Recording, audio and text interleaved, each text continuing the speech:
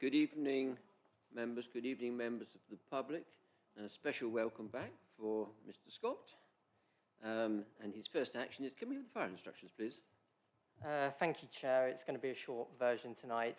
There's no fire alarm tonight. So if you hear the fire alarm, please await instructions from me and assemble at the Knoll Road multi-storey car park, where the assembly point is indicated by a green sign, and do not leave the assembly point until you are told it is safe to do so. Thank you very much. Welcome to the Planning Applications Committee, 20th of April. Apologies, please. Thank you, Chair. I've received apologies from Councillors Helen Whitcroft, Councillor Stuart Black, and Councillor David Lewis. Thank you. Members, are you agreeable that I sign the minutes of the last meeting, which I haven't got? Oh, yes, they're coming over.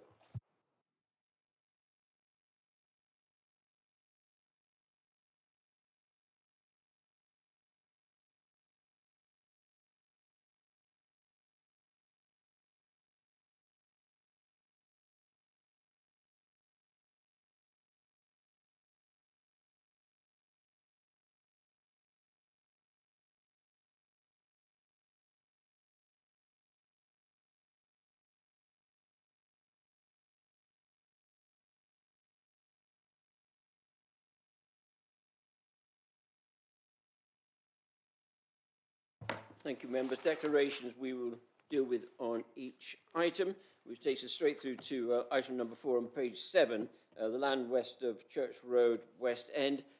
Declarations, members? Synchronised there. Councillor Wheeler. Thank you, Chair. Just to say that I did have some meetings with the applicant a very, very long time ago. I've got a feeling it was possibly even pre-COVID. And yeah, so that's it, really. Thank you. Thank you very much. And you've obviously come with a clear mind, an open mind. Without absolutely saying so, but absolutely. Just for clarification, thank you. Councillor White. I don't know if it's relevant, but I am a trustee of an almshouse in Bagshot. Thank you. Fine. Councillor Noble. I've also had a meeting with one of the applicants. And again, you've come with come with Plume. Thank you very much indeed. Councillor Alloway. Well, as everyone else is at it, yeah, I did have a meeting as well with the same applicants. Councillor Barnett.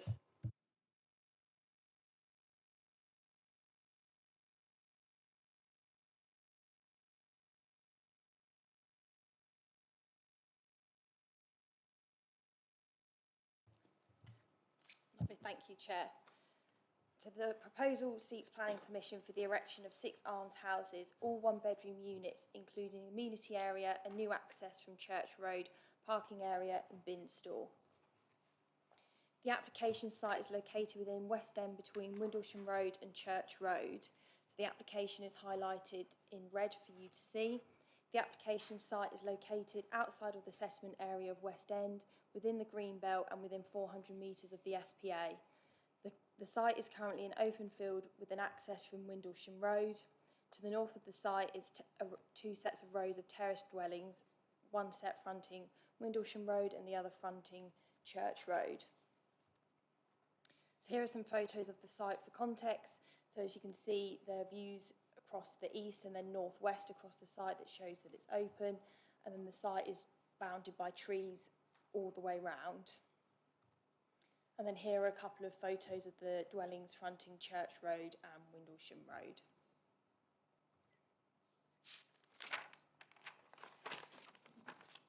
First, I'm going to go through the principle of development on the site. The application is for 6 almshouses. It's the officer's opinion that the proposal falls within the definition of affordable housing set out within the NPPF.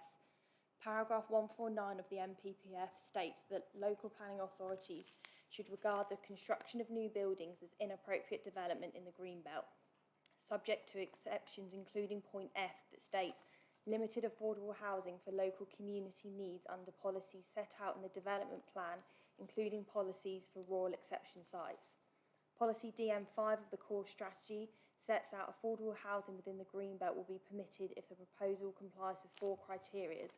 So for your ease, I've put all 4 of them up on the screen. So point 1, there's a proven local need for affordable housing. Officers view there is the need for affordable housing which is supported by the housing officer and therefore complies. The need cannot be met within the settlement boundary. Officers would have expected a substantial site analysis to have been submitted in terms of other sites which have been considered and why this is the most suitable site. As such, the applicant has not demonstrated that the need cannot be met within the settlement boundary, and the proposal therefore fails this criteria. 3, provide the affordable housing in perpetuity. A Section 106 agreement is the normal way to secure affordable housing in perpetuity. The applicant has confirmed willingness to enter into such agreement but has provided no details within the submission and therefore fails. And point 4, does the site immediately adjoin the settlement and settlement boundary and have good access? Overall, the site is considered to be within a reasonable distance of the settlement area and cycling distances of services and facilities. However, the site would not provide a suitable access for future occupiers, including those who may require assistance with mobility, which the Highways Authority have raised concerns with and therefore fails this criteria. Whilst almshouses can be considered as affordable housing, the proposal does not satisfy the rural exception policy and therefore fails to comply with paragraph 149 of the NPPF. The proposal would be inappropriate development, which is by definition harmful. The NPPF requires substantial weight to be given to any harm in the Greenbelt. Very special circumstances will not exist unless the potential harm to the Greenbelt by reason of inappropriateness and any other harm is clearly outweighed by other considerations. The applicant put forward benefits to the proposal, however these benefits do not outweigh the significant harm to the Greenbelt and other harm which will be identified as I continue through this presentation. So the application site is located within 400 metres of the SPA. The proposal would result in a net increase of 6 units located within 400 metres of the SPA, where net residential development is not permitted as it likely result in significant adverse effect upon the SPA, which is set out in the Thames Basin Heath SPD adopted in 2019. Natural England has reviewed the application and raised an objection.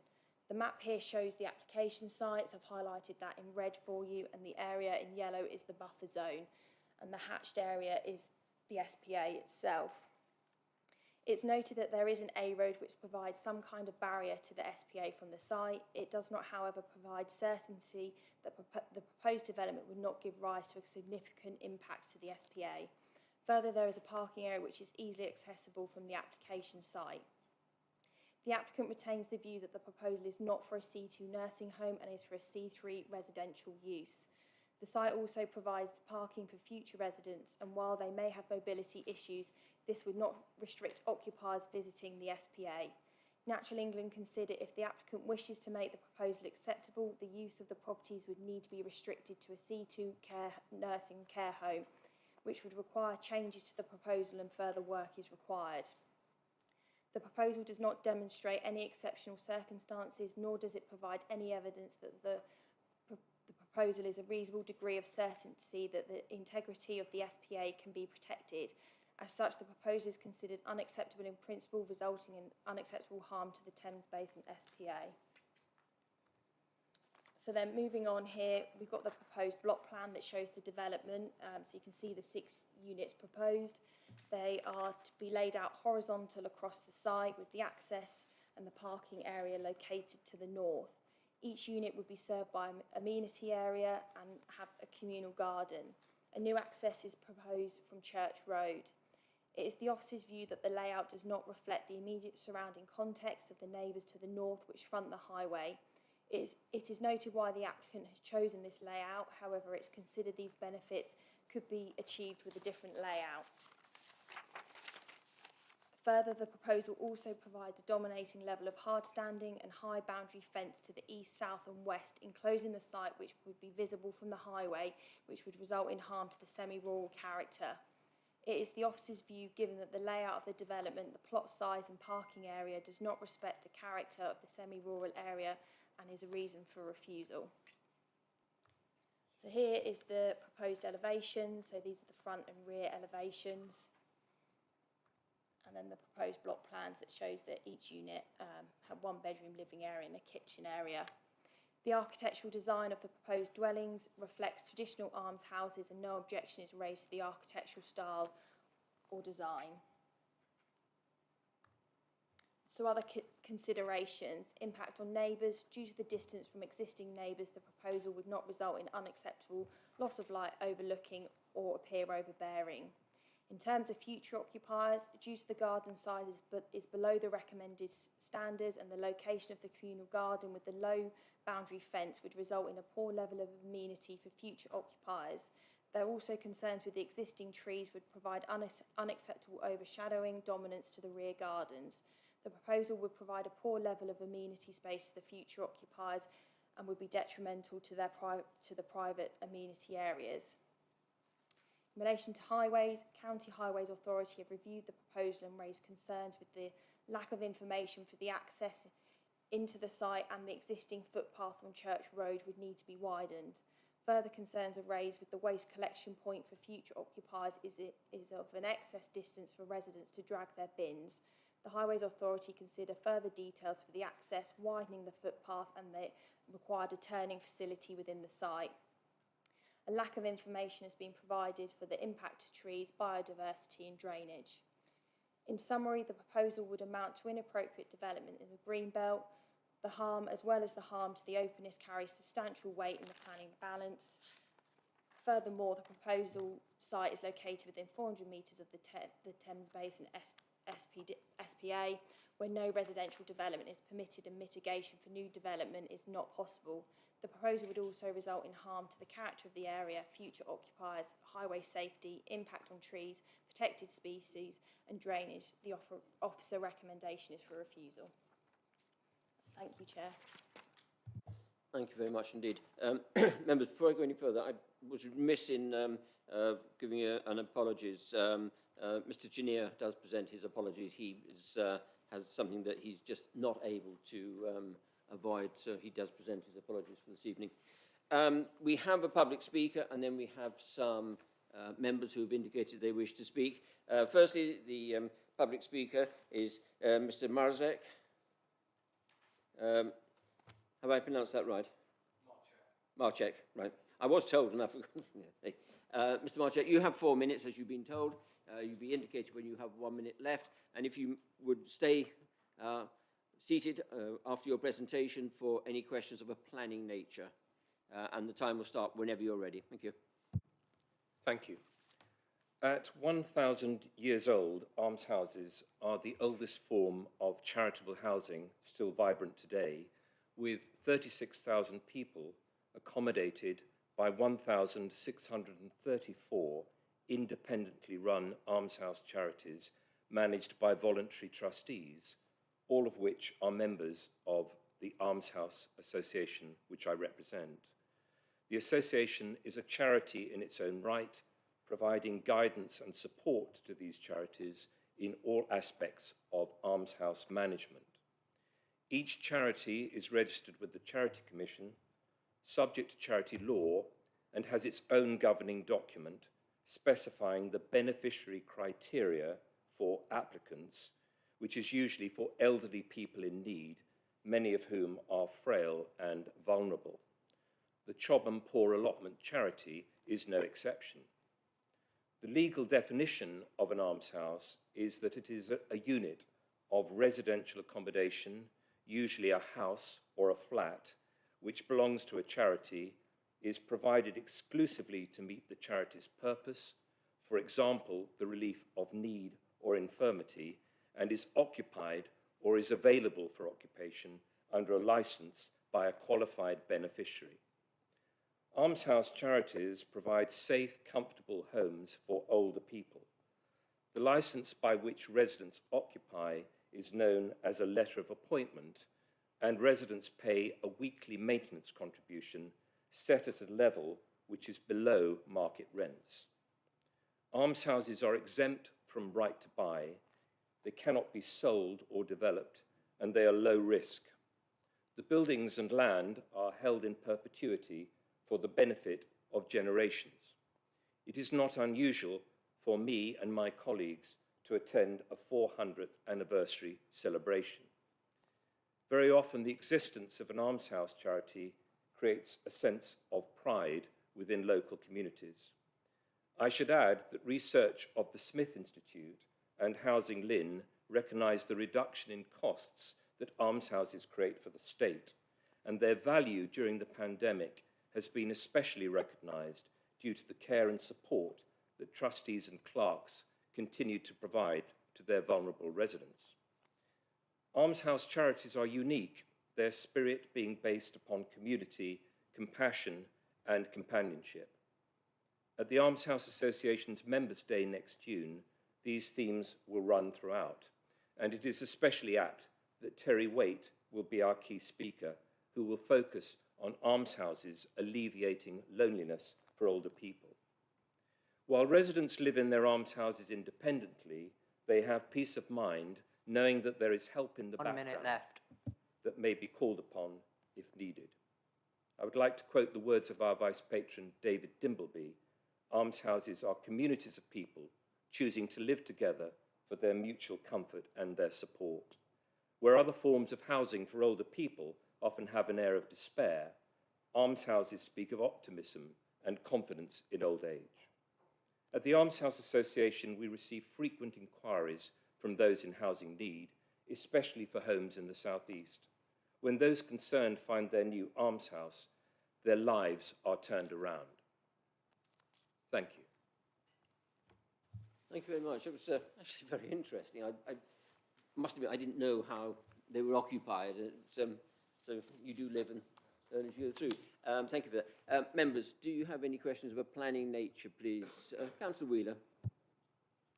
Thank you, Chair. And can I say that it is of a planning nature because the answer will help to inform any future planning decisions. So I just want to qualify that in case you should ever say to me that it isn't of a planning nature. Not that you ever would over the last I stand 8 forewarned. years, Thank you. Councillor Hawkins. If I could ask you, please, what is the average age of the inhabitant or of an almshouse? The average age, there are many charities where the minimum age is 65. So can I ask you put your microphone on when speaking? Thank you. In many cases, the minimum age for living in an almshouse charity is 60, 65.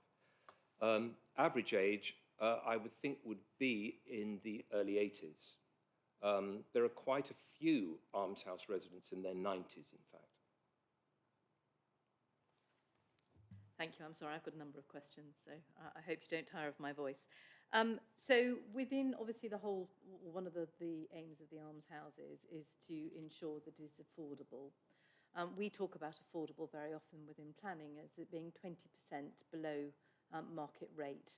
Could you tell me, please, roughly at what level you would pitch your rental? Yes, the Almshouse Association gives broad advice to its member charities as to how to calculate the weekly maintenance contribution.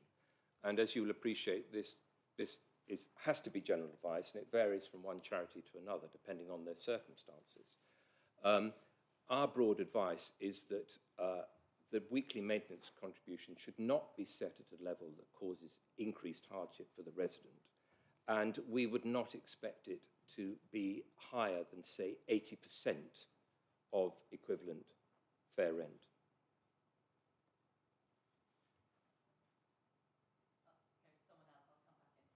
Yes, Councillor Perry.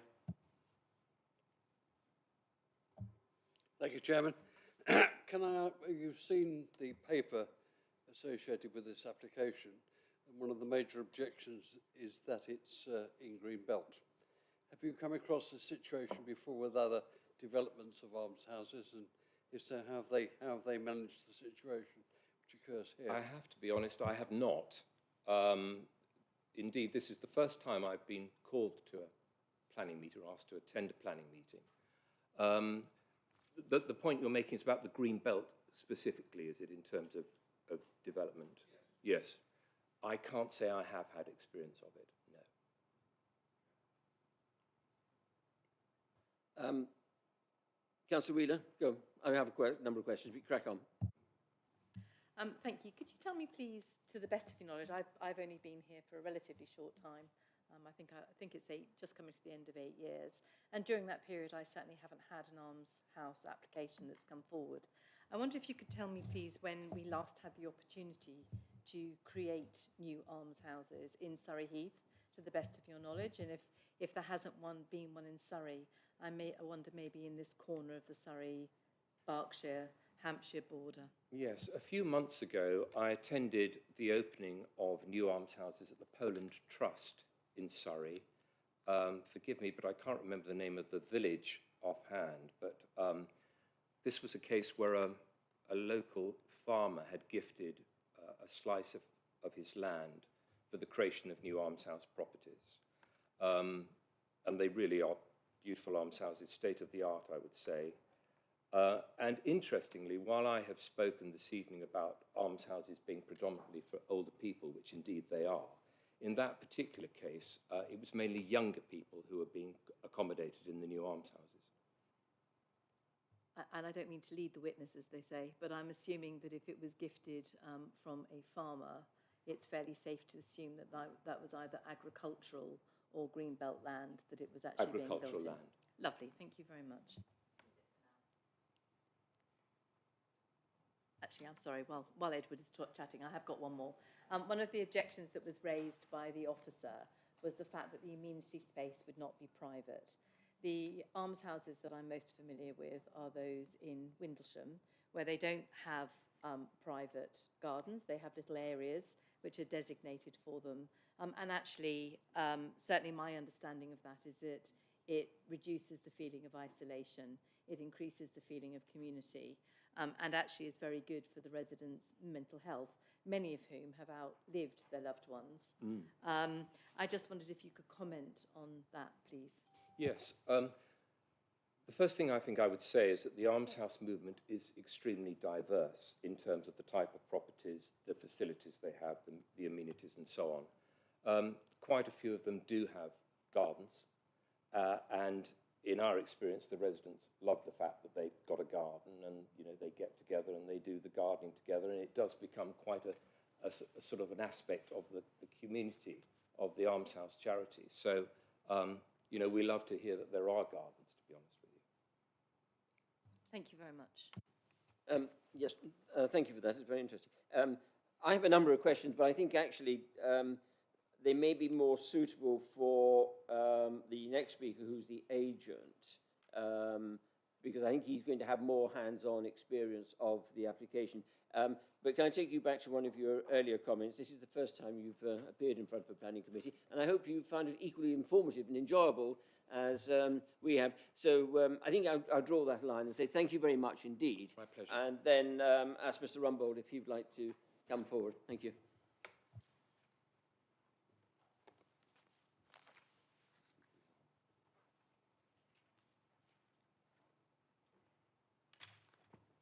Mr. Rumbold, you know the rules. Not my first planning committee, Chair. Is it? No, it isn't. No, I was going to That's quite my say, point. I've lost track of the number, but so hence why you know the rules. You'll recognise me after COVID. Yeah. That's So good to hear. the time will start whenever you're ready. Thank you. Thank you, Chair, and good evening, members. This application is submitted, as you've heard, by the Chobham Poor Allotment Charity, whose objectives are to provide the relief of poverty, age or sickness and provide almshouses in West End and Chobham parishes. The charity own the land and aspire to bring forward the project to assist those most in need. The houses would be subject to qualifying criteria where the occupiers are to be physically frail, have mobility problems, suffer from paralysis or in need of assistance for independent living. The dwellings are bungalows for this logical reason, and the charity have an allocated fund to deliver this almshouse project on this site. Our ecological statement concludes that due to the nature of the occupants as frail or of limited mobility, the appropriate management of the scheme by the charity and associated terms included in the resident's handbook and letter of appointment, and finally there being no keeping of cats or dogs on the site at all, the scheme will not have a likely significant adverse effect upon the SPA and therefore complies with core strategy policy CP14B in particular. The scheme's design is in a terraced bungalow form, so to achieve energy efficiency, and is orientated such that the views of the almshouses from Church and Windlesham Road are limited. It also ensures a due south-facing aspect for gardens and includes solar tiles, so to limit energy costs. A mix of private and communal amenity spaces are proposed, so to encourage an almshouse community spirit to form and limit the amount of land a frail tenant has to maintain themselves. The design is typically characteristic of the almshouse vernacular, with its steeply pitched roofs, and is of a good design quality. Highway works can be secured by condition, and the proposed waste collection approach is similar to the existing approach in the area. Tree works can be offset by a comprehensive native landscaping scheme, and significant areas of land are available on the site to achieve this. Further, the ecological appraisal includes various opportunities so to achieve biodiversity gain, including bat and bird boxes, log and brash piles, and the creation of a wildlife pond. An appropriate sustainable drainage strategy can be secured through a conventional pre-commencement condition, as is normal for a minor residential development located outside any designated floodplain. The officer's report refers to the provision of almshouses as carrying limited weight. Respectfully, I wholly disagree. The Secretary of State in their consultation on National Planning Reform just before Christmas specifically referred to the valuable contribution almshouses make in meeting social housing needs.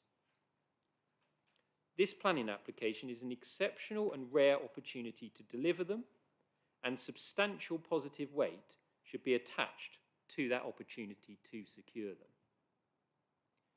As you have heard from Julian from the Almshouse Association, an almshouse development brings substantial benefits. I'm grateful for your time. Thank you. Thank you very much. Right. I'll open questions. You've seen on the consultation responses, I mean, it's sort of a 50-50. The County Highway Authority, the width of roads for mobility machines, Surrey Wildlife, Joint Waste, no objection. Housing Service, no objection. The Drainage Officer, as you say, that can be dealt with by agreement. And interestingly enough, the West End Parish and the West End Village Society don't have an objection. The major objection would appear, or one of the major objections from the officer report is from Natural England. Can you say what conversations have you had with Natural England to see if you can mitigate or overcome their objections? So, we were obviously aware of the location of this site in relation to the SPA from the outset. We engaged with a specialist and highly experienced ecologist, Adrian Murer from HDA, in preparing the application, and he supported the scheme with a comprehensive ecological appraisal. In advance of the application, Adrian had informal discussions with contacts in Natural England before we submitted. And in addition, we obviously set out a detailed case supporting the application in his ecological appraisal. With your consent, Chair, I'd like to just sort of focus a little bit more, because obviously such a complex scheme, 4 minutes is quite hard to entirely cover everything, on how we've sought to deal with the SPA constraint, because I appreciate it's fundamental. Yes, but I reserve the right to terminate or ask you to Fair close enough. up. Understood. Feel free to jump in whenever you like, but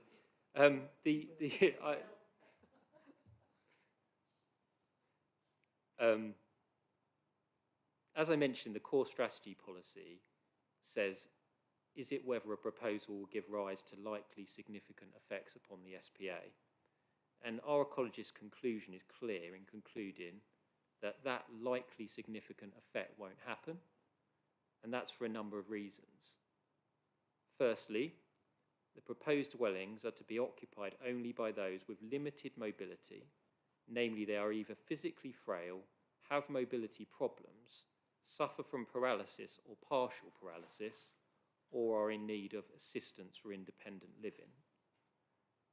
2, these occupation requirements will be regulated through the safe management of the scheme by the Chob and Poor Allotment Charity, secured by planning condition, and reflected in the resident's handbook and letter of appointment that will be entered into by each resident before ever occupying an almshouse on the development.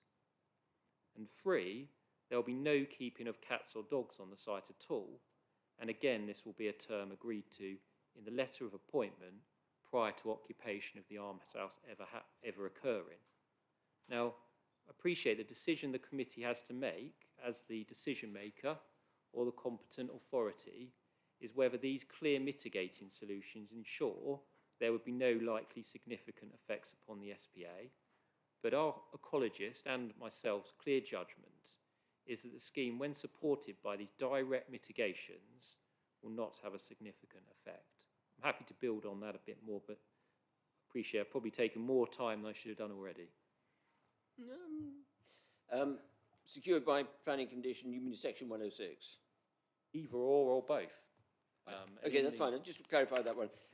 I hear what you say about your view, but again, the Natural England is one of our statutory consultees, and we have to be, whilst we hear what you say, sorry, dreadful phrase, we do have to be guided by Natural England, and it's really, I was trying to devil down into just, they're saying no, and I'm just trying to get to the extent of the conversations that you've had with Natural England.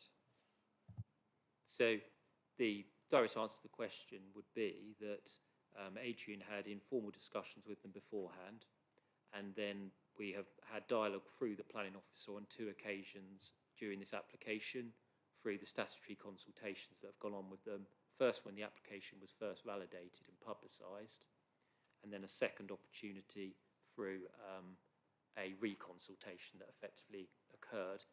Our view is that they haven't grappled with the specific characteristics of this proposal sufficiently to come to the conclusion that we clearly have. Thank you. Thank you. Members, Councillor Perry. Thank you, Chairman. Mr. Speaker, number 1 reason for refusal is that you failed to demonstrate that there's any shortage of affordable housing within the development area. That's totally contrary to all information I've got. How have you responded to that statement? Thank you. I mean, there is a pressing need for all forms of social housing in this borough. I think everyone in the room would know that and appreciate that. But in particular, where housing is at a substantially below market rent level, such as almshouse accommodation, where it would be managed by a charity. To provide some statistics, the council's housing need assessment identifies a substantial shortfall in social housing, with average delivery comprising around 40 per annum against a need of 159. In addition, it also indicates that over the next 20 years, the number of people aged 65 or above with mobility issues, which is what this is targeted at, is set to increase by 90%. So there's demographic and social housing needs at the borough level in that H&A. Last year I submitted a Freedom of Information request to the council, and that confirmed that there were over 100 households in West End and 100 households located in Chobham Parish on the council's housing register. That establishes that there's a local need for this social housing. And then perhaps most relevant or most contextually relevant is that I understand from the applicant that there are 6 almshouses existing in Windlesham. Vacancies don't come up very often, but the last time it did, it generated 8 eligible applicants. Another example is from Camberley, and again, the last time a vacancy came up, it generated 9 eligible applicants. So that there is a pressing demand. And if I can briefly touch on some of the points that have been made by the officer, and with respect, the site is owned by the charity, and there is definitively a fundamental level of unmet need for this type of accommodation. Any site within the settlement boundary would inevitably not be brought forward for this use, given it would naturally have prospects for a private housing development. And contextually, whilst the budget is in place for this charity to deliver these almshouses on this site, it doesn't provide for them to compete with private house builders to purchase a different site. So ultimately, the benefits of the proposal only come forward if it is this site that the charity control is developed. Thank you. Thank you. Can I just point out, Councillor Perry, on the consultation responses, the housing service have said no objection at this location for meeting local housing need for vulnerable individuals in the local community.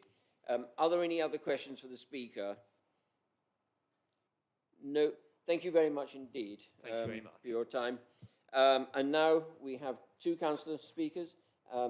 For the record, both councillors are at liberty to address this committee, but are not members of this committee and therefore do not have a vote in the outcome of the deliberations. Councillor Tedder. Thank you, Mr. Thank you, Mr. Chairman. Good evening, members. I'm speaking this evening as Ward Councillor for Windlesham and Chobham because this application affects the parishes of both West End and Chobham. I declare a non-pecuniary interest in the Chobham Poor allotment and the WC's almshouses, of which I am a trustee and have been for 20 years and have gathered lots of information firsthand. The last recorded almshouses in this area were built in 1947. A long time before some of us was born.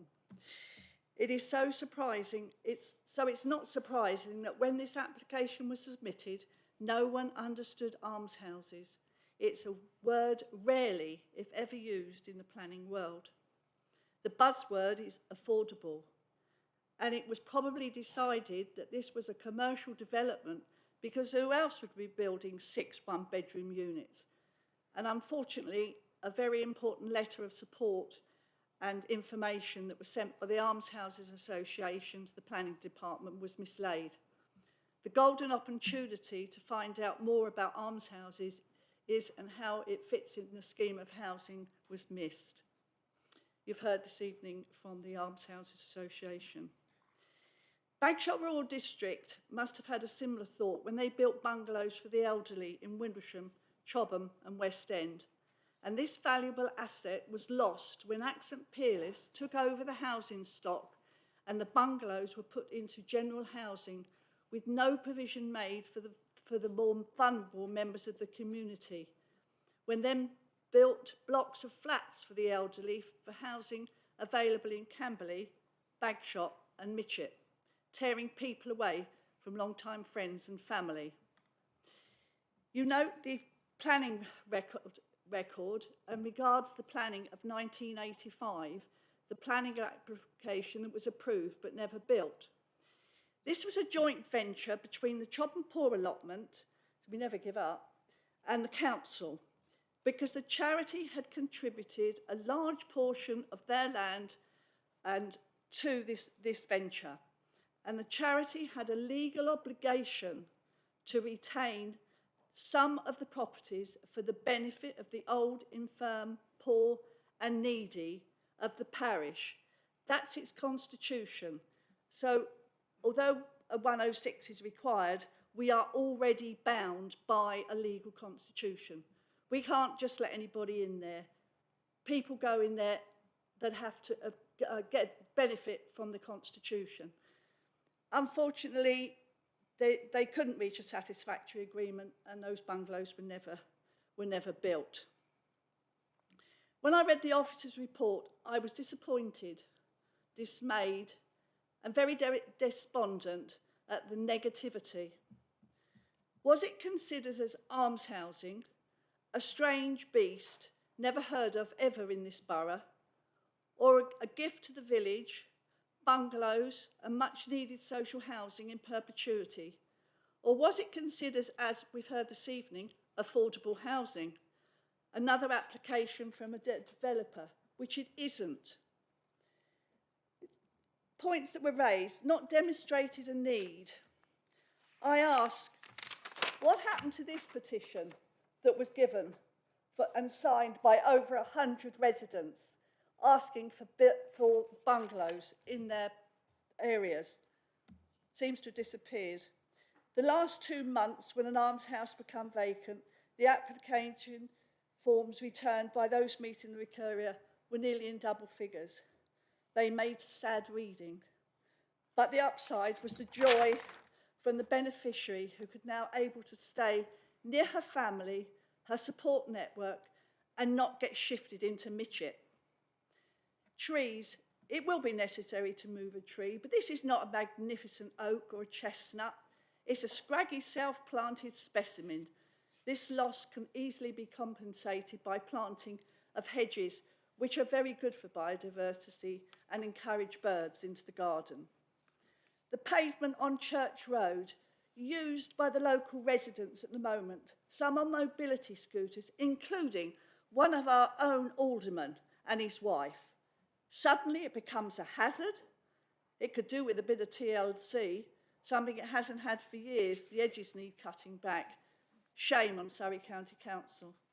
The comment about mobility scooters are not licensed to go on roads.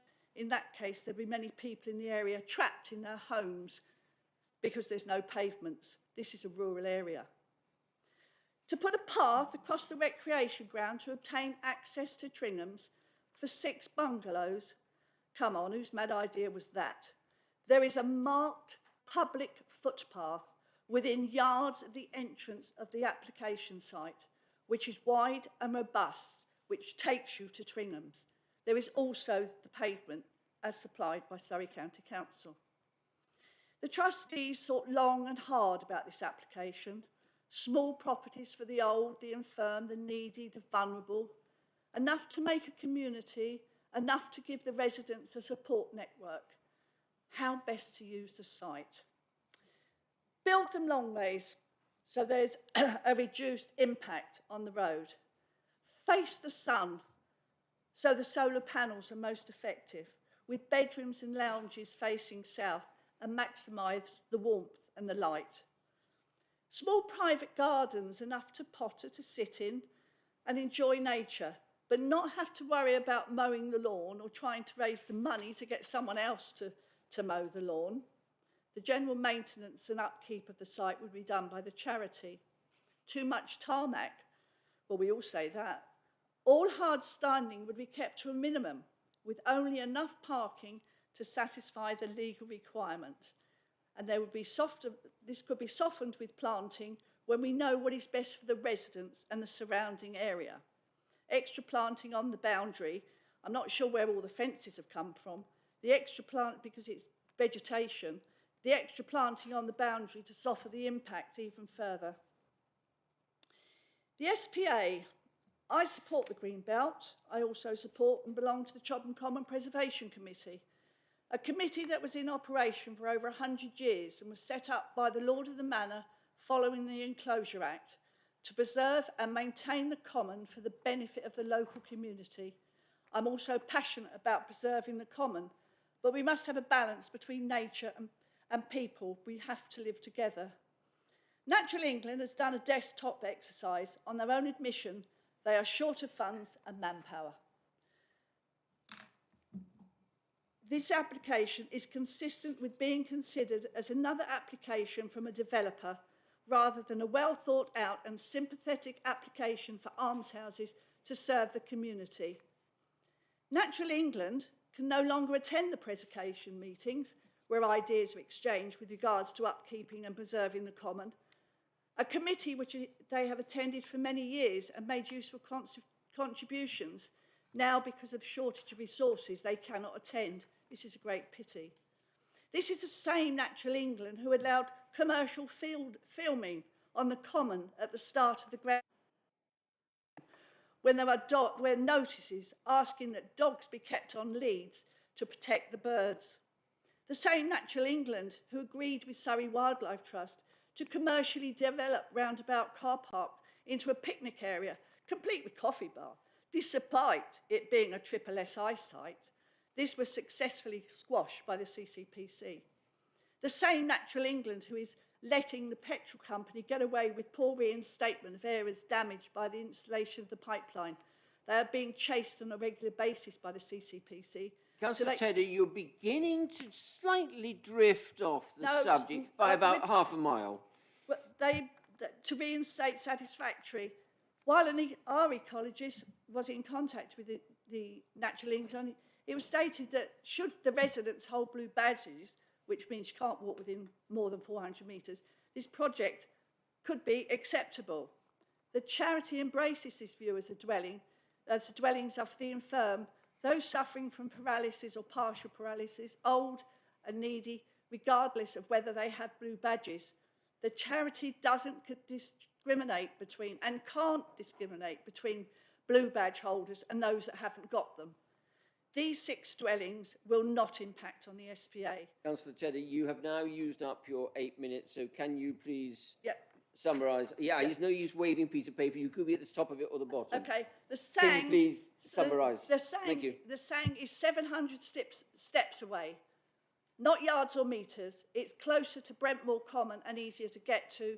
The recreation ground is 20 feet away where they can sit in the sunshine. There's no cats or dogs. And this application is from a local charity that has a tight legal remit to assist the poor, needy and infirm of the ancient parish of Chobham. This includes West End. And there has been numerous calls from this chamber for bungalows, for social housing. And here is the unique opportunity. Bungalows that are not for sale, never will be available, are at a low rent. What an opportunity to free up socially rented family homes currently occupied by single tenants. Right, I'm And sorry, I am going to draw the line there. Say, thank you very much for that. Can I just point out that the planning officers can only report on the condition of the law as it applies to the planning law and guided by the NPPF. So, you know, in response to one of your earlier comments. But with respect, but Mr. Chairman, that's fine. Thank you, Councillor Tedder. Councillor Page, you can speak, and again, the same comments reply. If Councillor Tedder would switch off her microphone. Thank you. Thank you, Mr. Chairman, and members, thank you for listening this afternoon, this evening. Well, you can hear the passion in the room, can't you? I'm usually here objecting to development in West End, but on this occasion I am certainly not. You will already know that the Parish Council in principle supports this development. There's no objection there. You will know that the West End Village Society, who usually pin me against the wall when anything is likely to be built in West End, has no objection in principle for this development. I would like to point out that in terms of the settlement area, this is bang in the settlement area. You will know that there is settlement to the north of it, and what you failed to mention in any of the documents that I see, it's bang next to Gordon's School, one of the biggest boarding schools in the country. And I would suggest to you that it is within the settlement. But we also know that there is a housing needs assessment. I know only too well through the local plan, of which I am the chairman. And we know that a further review shows that there is no affordable stock presently available, something which our colleagues have mentioned here. So we are building something that there's a need for. You've heard the passion from Councillor Tedder tonight. There is nothing that I could say to top that, really, except that I know the area very well. And if we're talking about walking to the church, where these almshouses will be very close to, I walk that path at every Armistice Day, where we parade from the church down that path to the War Memorial, which is right next door to this development. I have to say that it's a wonderful part of the village. It's very quiet, it's very moving. It has access to recreation with a recreation ground just over the road from this development.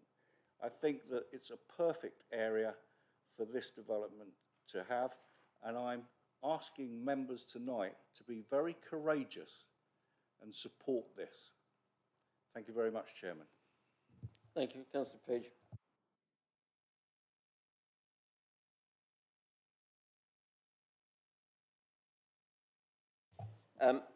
Members, I'd written down County Highways objection, that's a first. Details on how the houses will be retained for local people, we've touched on that. It's within the green belt. The Housing Service had no objection. Parish and Village Society do. Natural England, they seem to be the main objector, because the officers have set out a very fair report on this. And I think the main issue I've written down is you know, trying to get agreement with Natural England, to get Natural England to understand the nature of the beast. Do you want to come in very quickly, Councillor Wheeler? Thank you, Chair. Yes, I would like to. So I think Natural England have said if they're blue badge holders, they wouldn't have an objection. And the Arms House Association has explained very clearly as to why they can't make that a prerequisite of actually having an occupancy. So we have a conflict.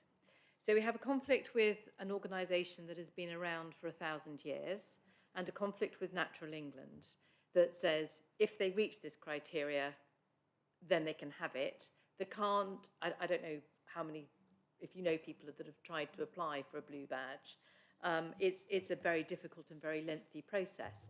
Having said that, I am very well aware of people that have applied for almshouses and have met the criteria that has been laid out by a constitutional organisation which can't be deviated from, which I would say was possibly slightly more robust in some cases than a blue badge holder.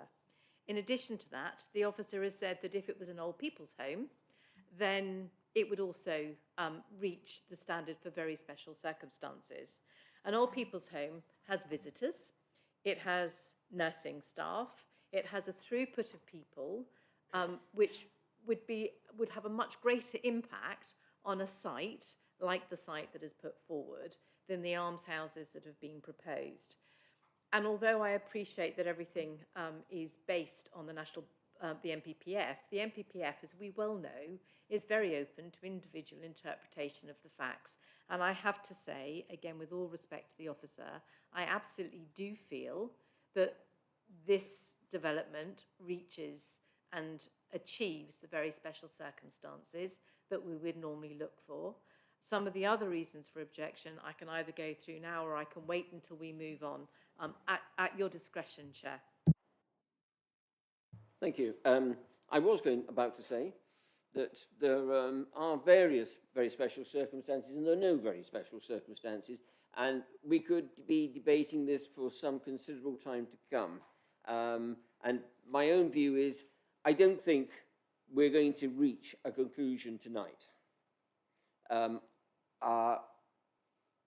committee might take a separate view, but my own view is that this is a matter that should be deferred, primarily for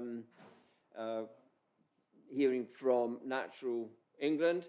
But I put that to the committee. If the committee would like to continue to a resolution, so be it.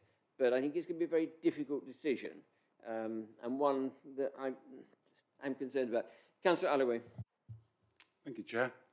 Yeah, I think it's a bit misleading to say that the Village Society and the Parish Council have no objections, because they have comments there, serious concerns about this application and its proposal, so that there are issues that need to be addressed. I'm a great advocate of this type of housing in Bisley and West End. There is a shortage, definitely. And the provision by sort of almshouses, yeah, perfect. But I think this layout is unsympathetic. It doesn't complement the location. It has access problems, and Councillor Page mentions the footpath down Church Road, I walk it every day with the dog. It is not suitable. It needs significant addressing there to make it a comfortable, safe access to local amenities. And a simple footpath across the cinder type footpath across the top of the recreation ground to the West End Parish Pavilion and Tringham Hall is by far the safest and easiest access route for anyone with a mobility scooter coming across to get to that location, rather than going up parts round the church and on that narrow footpath down Benner Lane.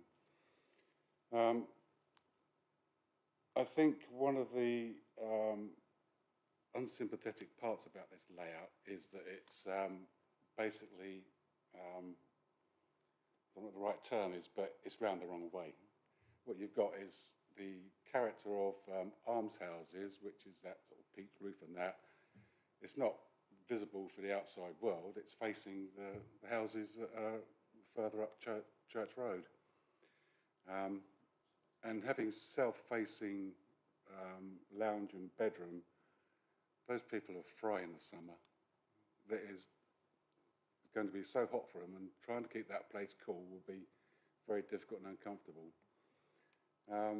With your private amenity areas at the back of the bungalows or almshouses, surrounded by fencing, is not a very good, attractive view from that area from the outside.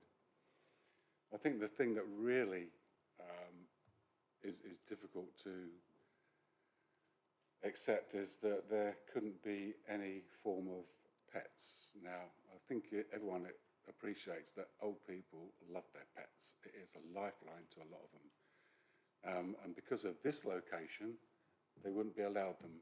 And I think that would be very cruel, because the other types of this housing in West End along Meadow Way, the people have got pets and they love them. It's what they live for.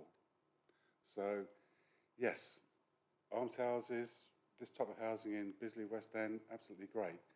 This particular location is difficult, and the layout as proposed is poor. I would think there'd be significant changes needed. So I think I totally agree with the officer's recommendations, particularly as it's MPPF you'd go against, our policies you'd go against. I think we'd be in for trouble. So, thank you. Thank you. Councillor Tapper. Thank you, Chair. Yes, I'm particularly interested in statements that have been made with regard to the use of mobility scooters and the need to provide an adequate pavement. The legal situation, however, appears to be misunderstood here. Mobility scooters are divided into Type 2 and Type 3. Type 2 are limited to 4 miles an hour on all surfaces. Type 3, 4 miles an hour on pavements and 8 miles an hour on the road, and may be used on the road as a consequence. It actually says even that Type 2 may be used on the road, though otherwise not, if the situation arises where there is no pavement or there is not a suitable pavement. So the restriction that's offered with regard to the limitations provided by an inadequate pavement actually don't apply as far as the law is concerned.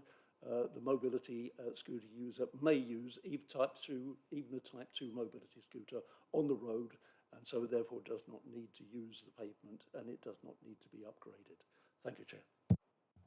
Thank you, Councillor. I'm going to regret asking this, but do they need fast charge points built into the design? I know I shouldn't ask it, but I couldn't help it. I'm sorry about that, but answer, please. No answer. Great. Councillor Wheeler, you were indicating you're shaking head and nodding in different times. I have to say I'm pleased that after 4 years, finally, Councillor Tapper, there is something with which I agree with you on. Is it the second time? You're keeping a better record than I am. So finally, a moment of absolute harmony. I think that I would like to propose a resolution. I'm afraid that I am not supportive of the officer's application or reasons for refusal. I think that the application has proven very special circumstances that potentially, when initially reviewed, were not fully understood. The objectors to this application have said if it was a care home, if they were blue badge holders, they wouldn't be objecting to it. And I think that from everything that we've heard this evening, from the Constitution of the Almshouses Association, they have overcome those objections and certainly met a stronger criteria than has actually been put forward as a reason for mitigating it. The mobility scooter and the access issues, thank you, Councillor Tapper. I'm hoping that means that you'll be supporting my support of this application. In terms of dogs, my understanding is that it's not specific to this or cats, it's not specific to this application. It is specific to the constitution of the almshouses from this particular charity. So I actually think it's a nice byproduct that is better for the SPA. And I would just too, when we are considering the SPA, I would just like to remind members that when we looked at the very first image that the planning officer shared with us, we did see that there was a main road between here and the application, so between the SPA and the application site. If ever there was a better buffer between development and an SPA or a triple SI, that surely has to be it. So I would like to propose that we recommend this application for approval and that we take a vote on that this evening. Okay, thank you. I have to say, one of the reasons I suggested that this was deferred is that I still have reservations. I hear what everything said. In fact, I support almshouses. I would love to see this here, but it is still the fundamental objection from Natural England that is creating a problem for me, and that is why I wish to defer this application so that there could be further dialogue between the bodies and to see if some form of resolution could be obtained. And that places me in a difficult position. Councillor White. I've been on this planning committee for many, many years now, and I've attended lots and lots of training sessions. In those training sessions, I always ask, what is the definition of affordable housing? I never agree with the definition that's given. This is the first time we've ever had an application that is, in my mind, affordable housing. And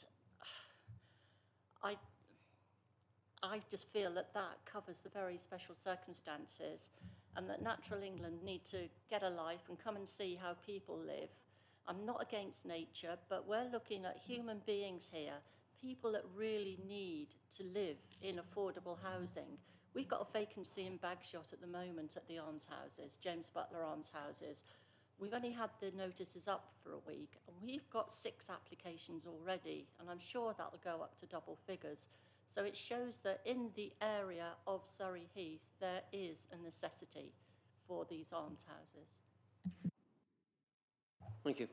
Members, right, we're going to have a split decision, I feel. First and foremost, the view was nobody wanted to support my deferral. Do I second Councillor Wheeler's proposal, please? There isn't a motion as such, because I was putting the motion that I put the suggestion of deferral. It hasn't been accepted, so we continue with the main item. Mr. Partington, did you want to say something? Well, I think before we come to the vote, I think it's worthwhile just setting out or reminding on a couple of points, really. And the first point I'd like to go to is the SPA issue. One of the key issues to stress is no residential development within 400 metres of the SPA is the council's own policy. That's clear, it's adopted policy. It's C3 residential use, which this proposal is.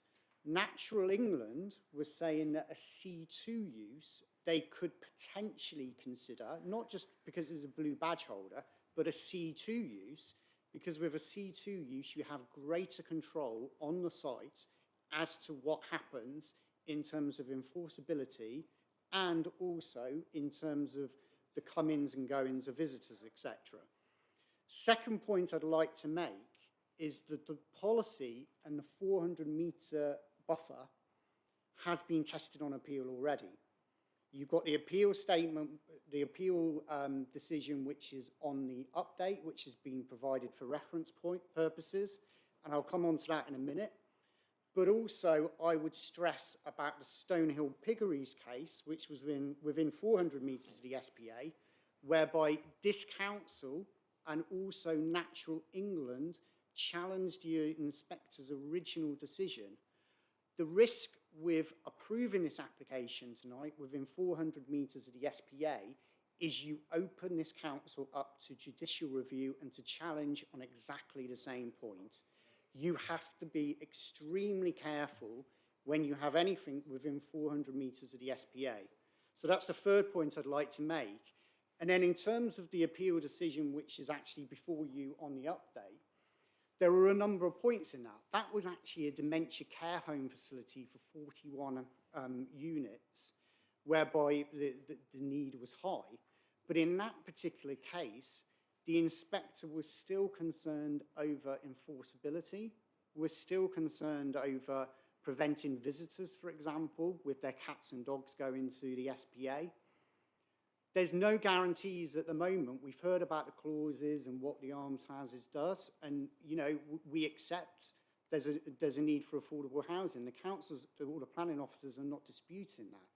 However, it's a high bar when you're within 400 metres of the SPA, and if you as councillors do not have the full mechanism in place, and if you don't have the clauses in place which are supported by Natural England, you are opening this council up to a world of trouble. And you open the floodgates. You could have other developers coming in with very commendable schemes, which would be social housing within 400 metres of the SPA. But again, we've already weakened the intent of that policy. We've weakened already in the integrity of the SPA, and we open ourselves up. So we do need to be extremely careful on the SPA point. In terms of the VSC, it's all interrelated because the SPA adds to the harm, but actually, in terms of very special circumstances in Greenbelt, that's one argument, but the SPA in many respects, because of the habitats regs, is an even higher bar which the applicants need to pass. And at the moment, they have not demonstrated that. They were asked to have pre-application advice with the Natural England, but they've not gone down that route. That's a way that they could try and overcome these issues. A deferral, which was suggested, would only assist insofar as further discussions over the clauses. At the moment, you only have information on the clauses which is provided.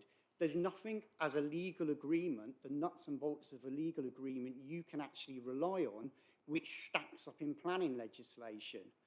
Similarly, with these houses being affordable under the arms houses in perpetuity, so the affordable housing argument, again, without a legal agreement in place and understanding the full mechanisms, you can't possibly approve the scheme because you do not know what you're approving. You do not know what clauses you have before you. So you have to be extremely careful. But it's particularly the SPA issue which I want to stress, that's where we have to be extremely careful. Thank you. Thank you very much indeed. Right, I'll go round and I'll finish off with Councillor Wheeler. Councillor Noble. Thank you, Chair. Thank you, Mr. Partington, for your explanation there. That was really useful as the newest member of this committee. As a resident of West End and knowing that area very well, Church Road is used for parking by another care home in the area, so it's incredibly busy. And I would hate to see more pressure on parking on the Church Road area by the introduction of yet another care home on this piece of land. So I would like to second Councillor Hawkins' proposal to defer. Thank you. Councillor Tapper. Thank you, Chair. Much play has been made by Mr. Partington about similar cases and decisions that have been reached in those cases, and he has warned us to take note of those. I'm now going to quote something back to him that he is endlessly quoted to me in various different cases over the years. Every case must be taken on its own merits. That is something which has been used repeatedly by the planning department to overturn decisions in other cases where clear case law has proven that the application should have been approved and not rejected. And it appears that each case must be taken in its own merit is the get out of jail free card that is used.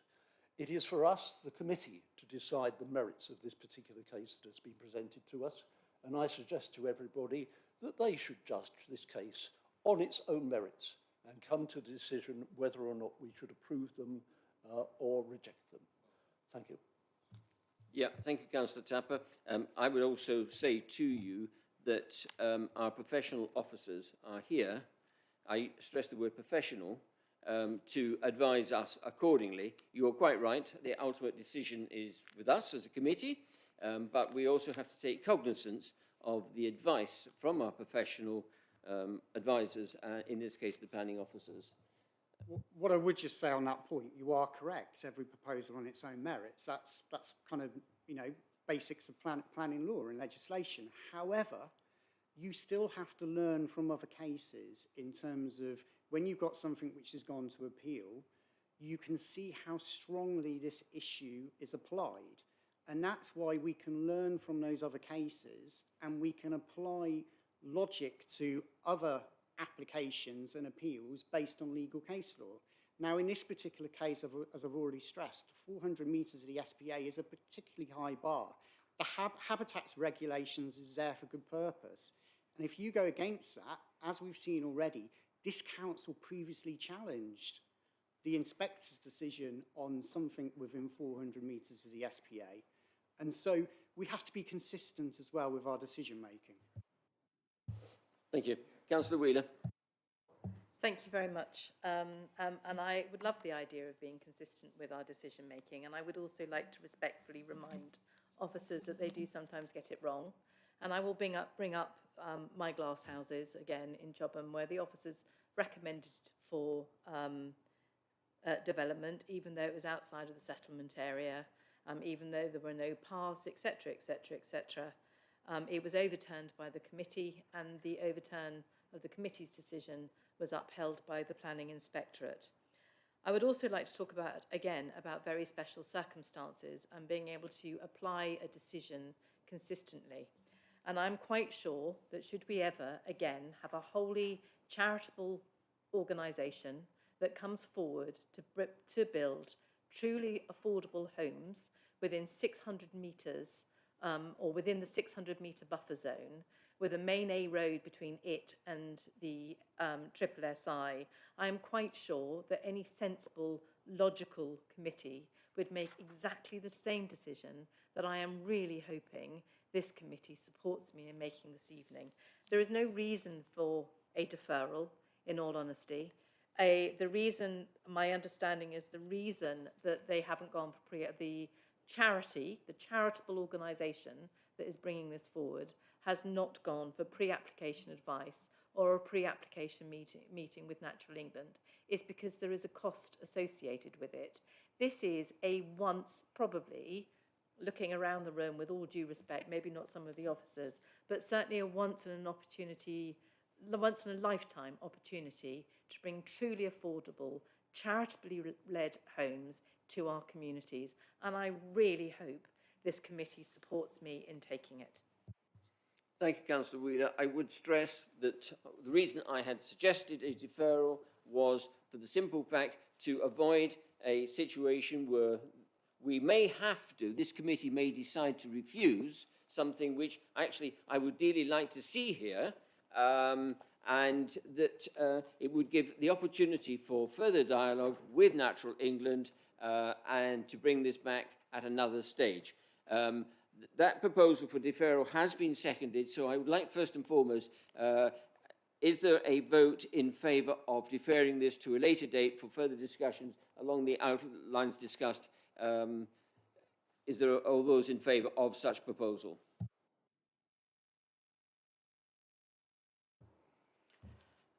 Voting in favour of that proposal, Councillors Barnett, Noble, Perry, Ratteram and Hawkins. Against? Against, Councillors Allaway, Gordon, Tapper, Wheeler and White. Abstain? That doesn't seem right on numbers.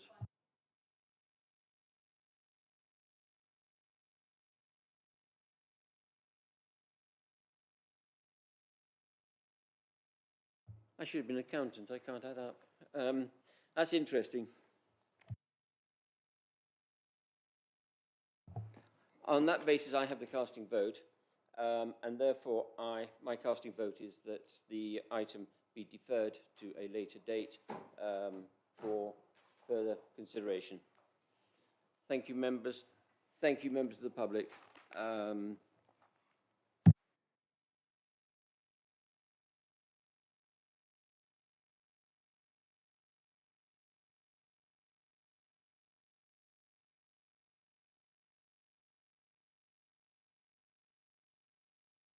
We now move on to item number 5 on page 47, 54 Church Road, Bagshot. Are there any declarations on this item?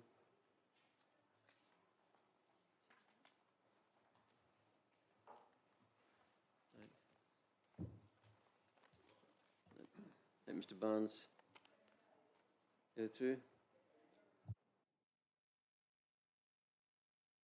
Right, you ready, Mr. Barnes? Thank you.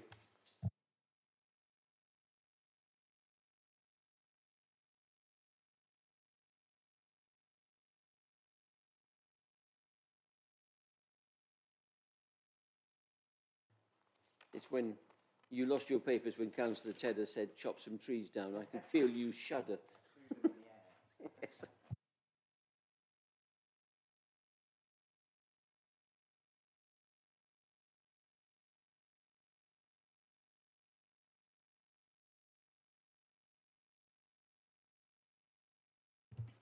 Apologies for that. Good evening. The item before you this evening is for TPO 11 of 22.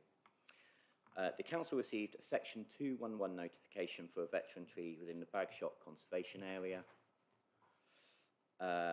The notice informed the Council that the tree was to be felled. As such, the Council can only respond in one of two ways, which is to serve a tree preservation order or not, to serve a TPO objecting to the work or not and allowing the work to go ahead, which would result in the loss of the tree. In this instance, the loss of the tree would impact on the character and amenity of the area and serve the TPO. Subsequently, one objection was received to the serving of the order, which stated that the tree was in a condition that means it can no longer be retained, for which the Council opinion differs. The reason this TPO has been brought before you this evening is that within the Constitution, where a tree preservation order is served and an objection is received that cannot be overcome in negotiation between the tree officer and the objector, then it must be brought before the members to decide on the outcome of the TPO. The Council has fully considered the reasons of objection, but maintains the view that the evidence and the reasons of objection are not sufficient to allow the TPO to lapse, and as such, I recommend the TPO is confirmed without modification. Thank you, Chairman. Thank you very much. Having read this report, I then picked up a magazine from the Sunday Times. Have you seen the article in there? I have not. Well, you ought to, because so I say, it underlines everything you've written in here. It was very interesting, and I could read that with a slightly more informed mind. So, but it was in, I can't remember which, it was in one of the magazines with the Sunday Times. Sorry, I digress, members. Members, any questions or comments for Mr. Barnes? No. Members, there is an officer recommendation to confirm the order. Is there a proposal and a seconder for that? Councillor Wheeler, Councillor White, all those in agreement? That is unanimous. Thank you very much, Mr. Barnes. On to item 6 and in fact item 7, page 115 and page 137, 63 High Street, Bagshot. We'll take these items together and vote on them separately. And on declarations, Councillor White. It's a non-pecuniary interest. I am the chair of trustees of the library, which is situated in the building.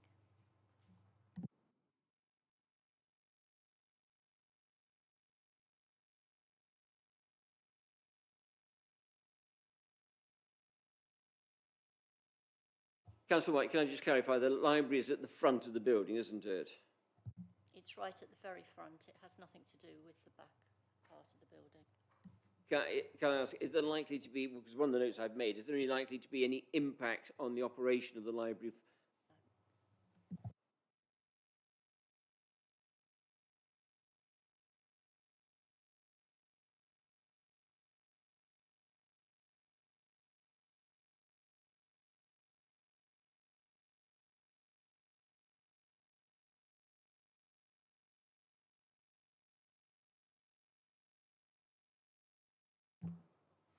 Yeah, if you're able to confirm that you come to the meeting with an open mind on the application, I think that's sufficient reassurance.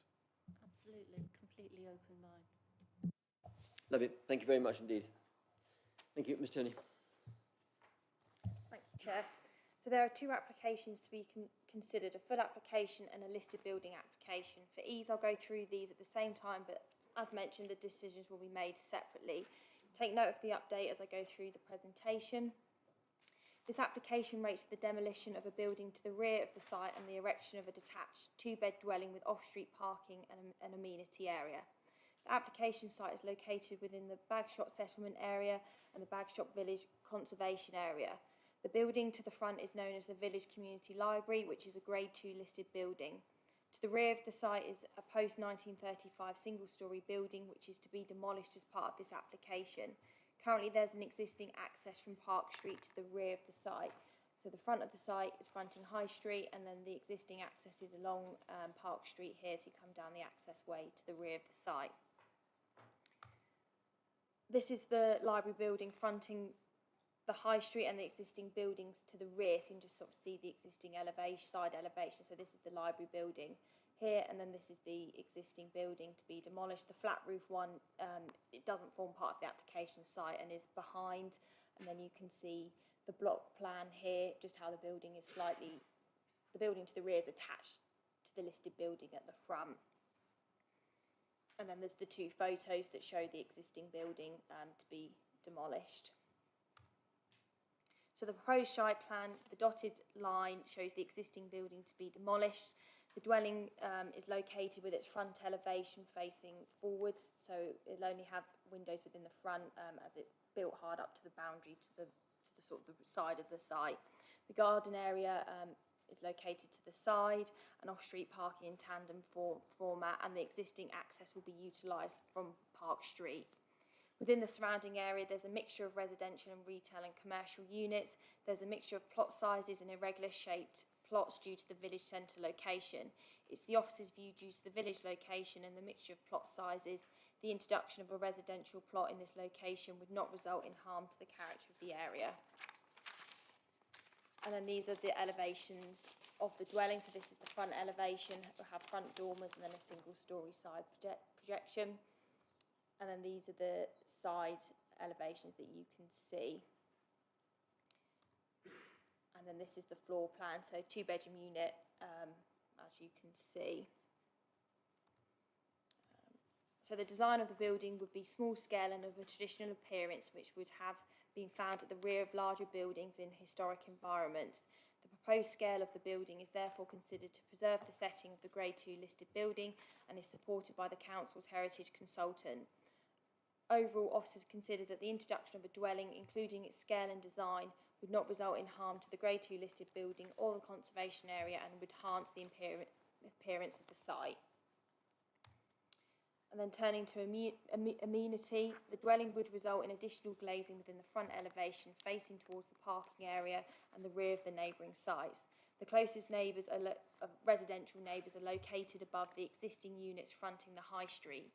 due to the relationship would not result in the proposal appearing overbearing, overshadowing or result in loss of light to neighbours. The proposal would include private amenity space and the garden would comply with the standards within the RDG. Due to the location of the site, an acoustic report was submitted and has been reviewed by the Environmental Health Officer and recommended mitigation measures for windows, a vent system and an acoustic fence to be erected to protect the future occupiers of the proposed dwelling. This is considered normal procedure within a town centre location and a condition has been recommended within the officer's report. The application is therefore recommended for approval subject to conditions. Thank you very much indeed. One thing, actually, I got rather distracted, the discussion in the library. I was going to say Councillor White, but it's the library discussions. In fact, there is a group declaration on both these items as the applicant is Surrey Heath Borough Council. Councillor White, you want to speak? No, it's just the conditions with the developers parking on site, because that actual, if you can go back to the block plan, that one, the red area up to the top of it, there's warehouses there and people need access every day to those warehouses that are down that bit of road, so it can't be blocked at any time. Within the update, I have included a further condition, condition 17, for a construction management plan to be submitted for us to review prior to that, the construction starting. Are you all right with that? Yeah. Councillor Tapper. Thank you, Chair. Can the officer please provide information about the actual size of what is considered to be the amenity area and how this compares to the minimum amount of amenity area which is dictated by the regulations for a property of this type? Thank you.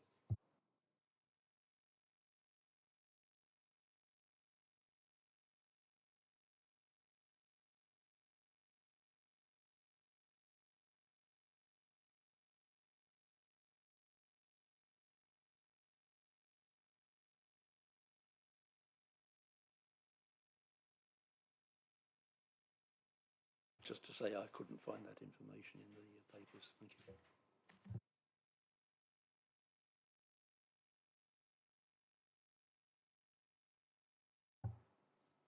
So the amenity space would have approximately 71.1 square metres and the RDG sets out that for 2 bedrooms would need 80 square metres.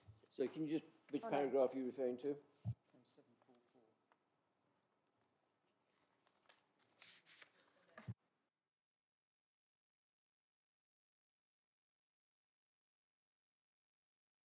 Page 120, paragraph 744.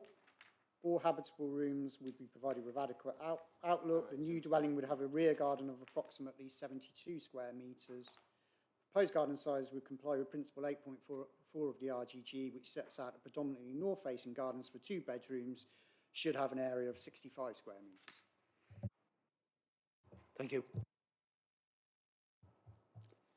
Okay, any other comments? If not, we'll deal with the first item, which is item 6. Is there a proposer and a seconder for that? Councillor Perry, is there a seconder? I'll second. All those in agreement? Thank you, that's unanimous. And on to the second part of that, the listed building consent. Proposer? Councillor White, I'll second. All those in agreement? Thank you, that is unanimous. Thank you very much. Now we'll have a quick shuffle round. On to item 8 on page 145, Highams Park, Windlesham. Declarations on this item? Councillor Wheeler? Thank you. I have previously visited the site. Yeah, it's previously noted. It's iteration of it, but thank you. No other declarations. Mr. Rahman, when you are ready. Okay.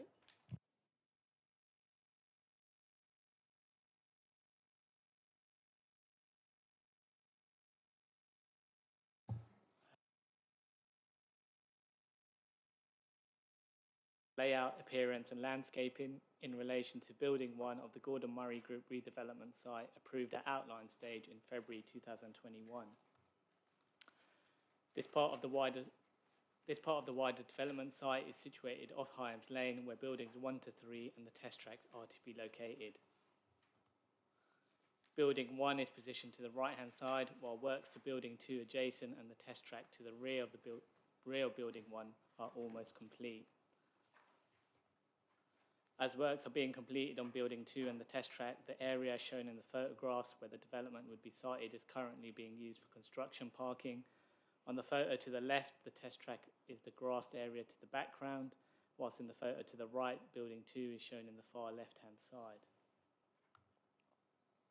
These photos show the entrance to the site of Highams Lane. The site is well screened from the road, with mature trees fronting the road, limiting views into the site, whilst the road to this part of Highams Lane does not benefit from any public footway. Again, some further views from Highams Lane, showing the limited views into the site. Relative to the outline permission, the proposal would result in a 0.1 metre increase to the thickness of the main building to meet Part L and Part O of the building regs, the enlargement of the single-storey ancillary building to include a Part 2-storey element to provide a safe, secure place for EV installation works, as well as the siting of an EV compound and sprinkler tank. These facilities are considered necessary for safety purposes in consultation with the fire service.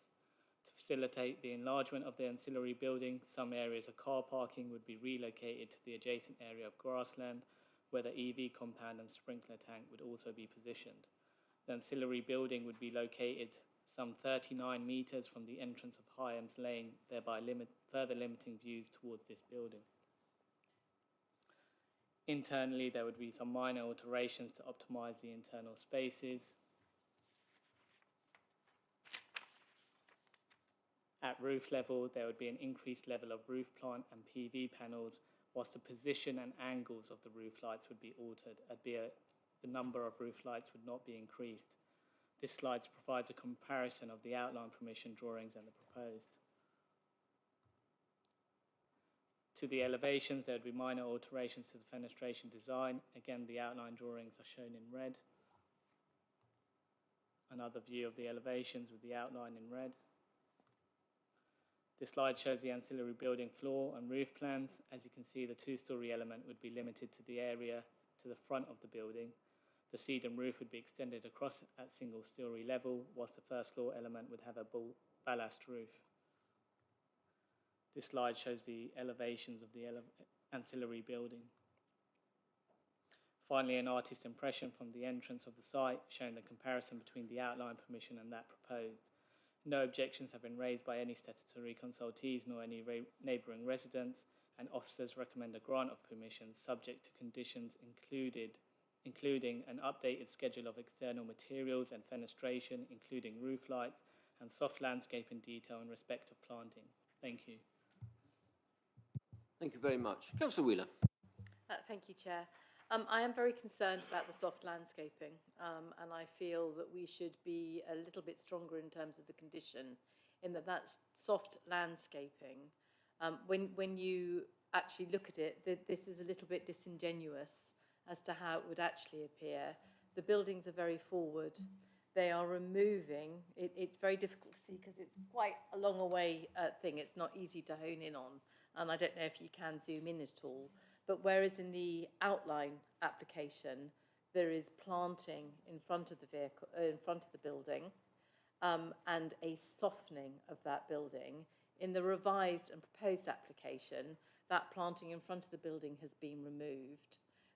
The building has come forward on the right-hand side, and in fact, we've got additional parking there that is now as well, and that is the site that is visible from the road, which is obviously a greenbelt site.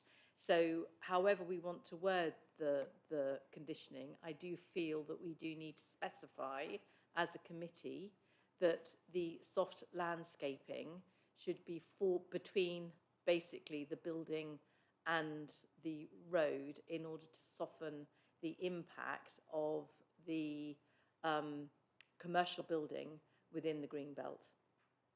Thank you. Can I just come in? You got that view, and there was also one earlier on one of the slides where the, if you keep going back, where it showed, well, we'll stop, go the other way now, you've gone too fast. That one, and it doesn't show the view from the road, but you've got a sea of parking there, and I share Councillor Wheeler's view on this, that it's in your face, so to speak, and it needs to be softened.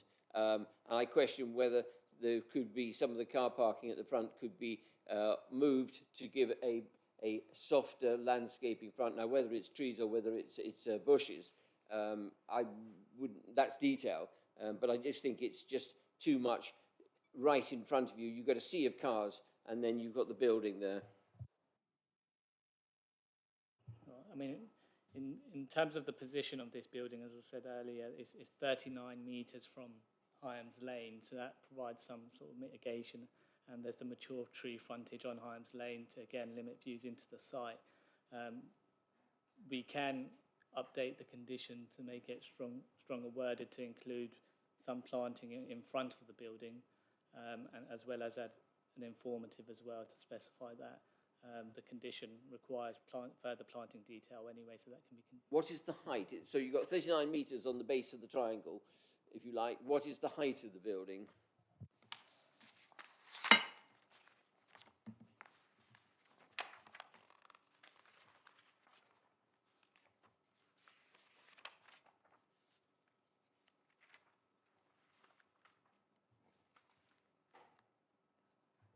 Whilst we're looking for that, I have to say the applicant on the whole has been more than reasonable in terms of looking at net biodiversity and trying to increase the attractiveness of the area. So I don't want this to be taken as a negativity, but I do think we need a condition in there.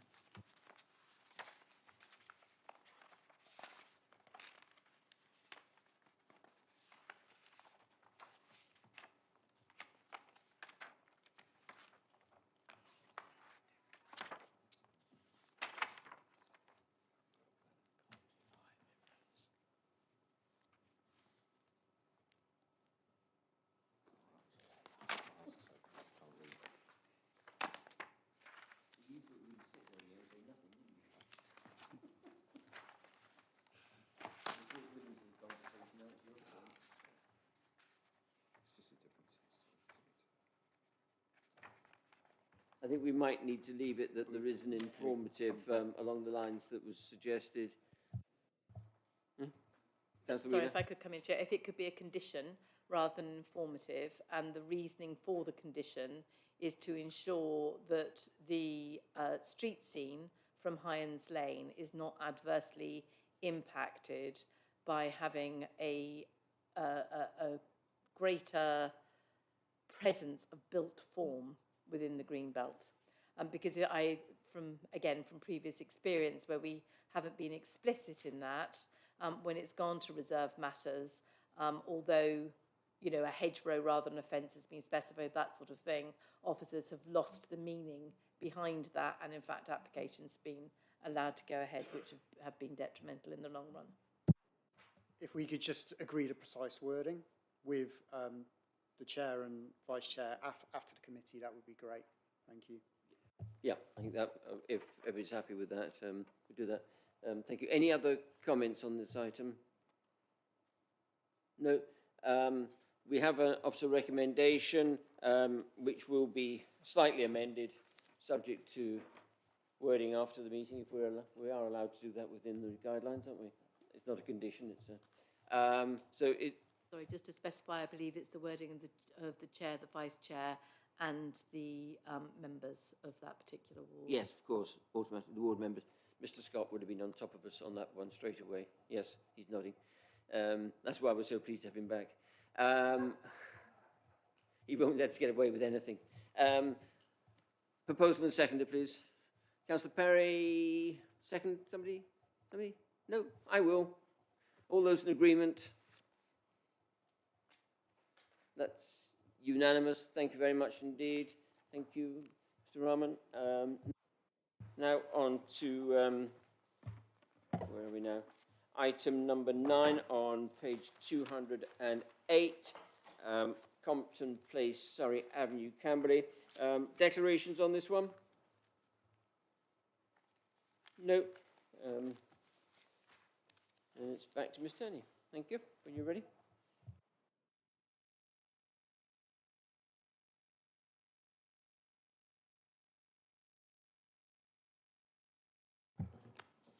Planning permission is for the demolition of the existing building and the erection of a new warehouse for flexible use class EGII, EGIII, B2 or B8. The proposed building is speculative and there is currently not an end occupier. The application site is located within the Watchmore Business Park, which is in the core employment area. The existing site comprises of a two-storey flat-roofed office block and a number of single-storey pitched-roof warehouse buildings, which have been converted into smaller multiple-occupant business centre. The existing site is currently accessed from Surrey Avenue, and there are residential properties located to the east. So the existing access is along here from Surrey Avenue, and then these are residential properties along this side, and then this is the main part of Watchmore Business Park. So here's a couple of photos of the site. So this is the views from Surrey Avenue. So this is the views down the access road. This is the neighbouring properties, and then this is a view across the existing part of the site, and you can see an existing warehouse building to the rear part of this photo. And then these are the views from inside Watchmore Park. So this is the existing site here. So the two-storey building, the single-storey pitched roof, and there's a couple of photos on the edge of the site of other buildings in the site. This is the proposed site plan. The proposal includes closing up the existing access from Surrey Avenue, which results in the building moving towards the eastern boundary.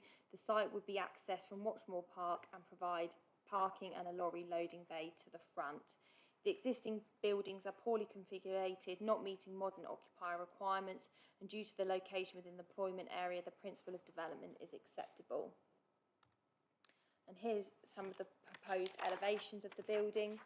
The rear of the building has been stepped, which breaks up the building where there are views from Surrey Avenue and overall would not appear over-dominant. The front building would be viewed from within Watchmore Park and would have a similar height and appearance to neighbouring buildings. Overall, the proposal would not appear incongruous and would visually enhance the appearance of the site by delivering high quality design to a commercial industrial area. The design of the building, as mentioned, has been stepped to the rear to reduce the impact to the neighbours and increase the distance to the boundary. Further, the proposal would result in closing up the existing vehicular and pedestrian access from Surrey Avenue. This would reduce the vehicle movements adjacent to the residential properties and their rear garden, which would provide a benefit to the residents, and this would reduce the level of disturbance and improve the enjoyment of the neighbouring dwellings. It's not considered that the proposal would result in significant loss of light to result in a detrimental impact on the amenity of these neighbouring occupiers.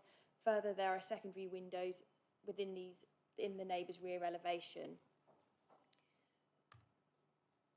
The proposal also includes landscaping scheme, which would visually soften and screen the eastern boundary. This would include amenity grass area, wildflowers, shrubs, conifer planting and trees. A condition has been recommended within the officer report to secure these details. The application was submitted with a transport assessment. The proposed site would lead to a negligible net increase in the overall trips to the site. The County Highways Authority have reviewed the proposal and are satisfied that the increase in vehicle movements would be negligible and therefore unlikely to have a material impact on the local highway network. The application is therefore considered acceptable and recommended for approval subject to conditions. Thank you very much indeed. Just a couple of quick points. Just the landscaping, I've had meant to look earlier on. Are we having it a condition that it is constantly maintained, certainly for a period of time? That was one question. And the other question was, looking on your plan there, and it was on the block plan, it looks to be, are they two freestanding chiller units at the back, and as we look at on the left-hand side of the drawing? And I was just concerned if the proximity to buildings or noise on those, if they are chiller units.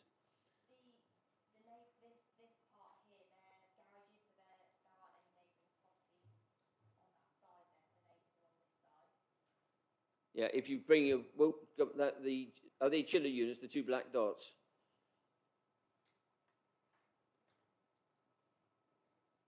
They look to be.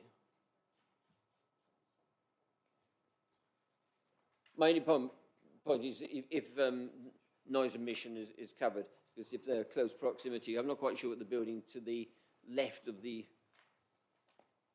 units are, but that was really just to ensure that there's no noise. I mean, it has to be good news closing off Surrey Avenue. And as a side, if people haven't been along the BBR recently to see the way the Stihl building is going, it grows every time I go past it, and it's well worth to go down to have a look at it. I hope that when it's built, we can get a chance to look in it, to be honest. Just in terms of the plans, I know obviously Environmental Health Officer had no comments on the scheme, and your issue over the landscaping and being a page 215, condition 18, talks about 5-year period. Right, okay. Yeah, I've got it open there. Councillor Tapper. Thank you, Chair.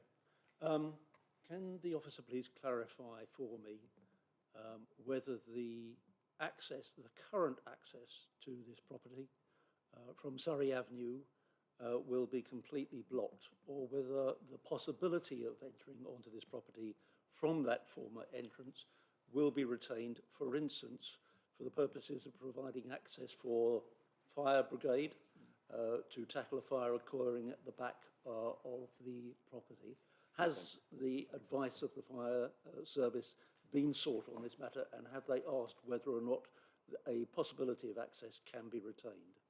If it has, then the location of one of the trees that's planned to be planted in the new rear part of the building will have to be moved because it's standing right in the middle of the former access. Thank you. Fire engine will take that out.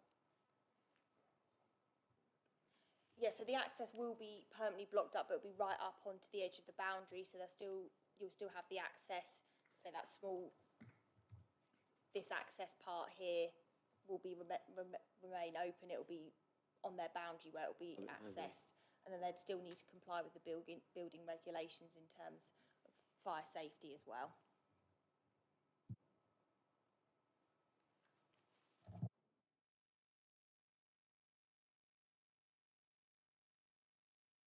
Yeah, I'm just concerned that I don't see anything in here where the actual fire service has actually been approached to comment on whether they would desire to be able to enter into the premises from here. It says it's in compliance with the fire regulations, but I would rather hear from the fire brigade themselves as to whether or not they feel that they would need vehicular access to that rear part of the property in order to fight any fire that might occur there.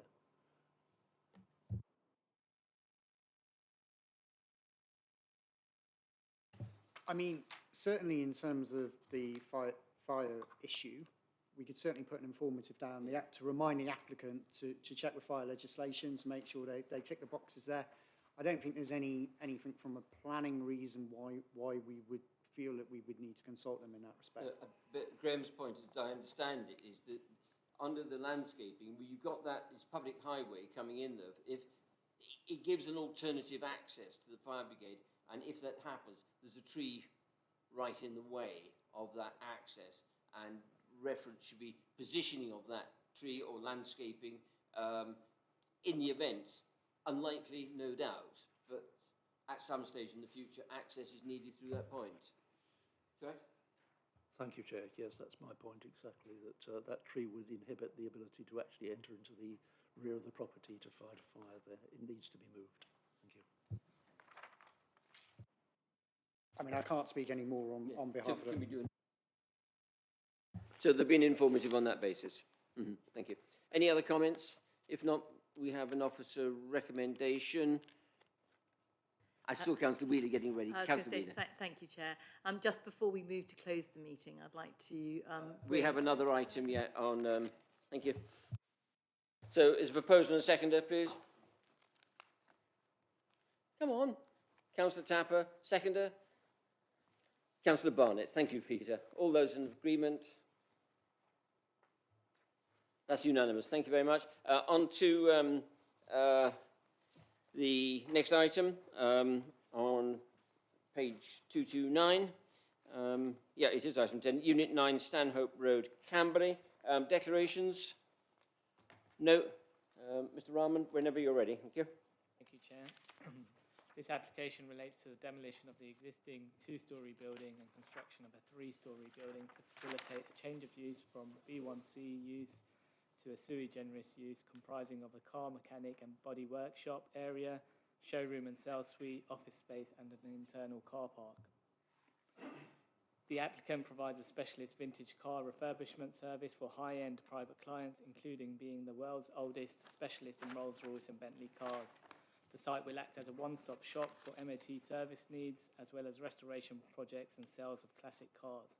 The proposal is a renewal of application 18-1119, granted 5th of the 4th, 2019. No changes have been made to the design, scale or use proposed as part of the expired permission. The site falls within a core employment area with commercial developments either side and the flank elevation of the Bank of America opposite the site. These images show the views from Stanhope Road with the adjacent two-storey building on the left. And this is a view from the rear of the existing building looking down to the end of the site. And a view from the rear of the site to the main building.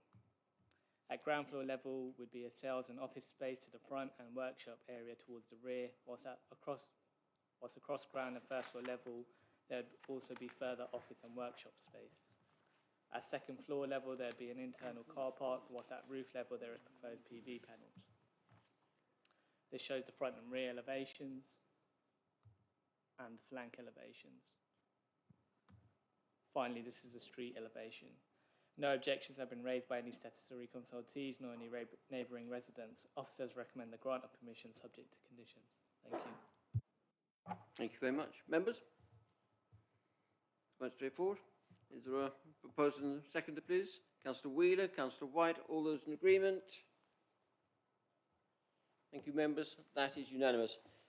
Members, can I just, would you bear with me for a couple of minutes, please? Sorry, Can I just, before you close, can I just I wasn't going to close. I was going to say something. No, first. but can I just raise a legal matter? Can I please have confirmation on our reason for deferring the application for the almshouses?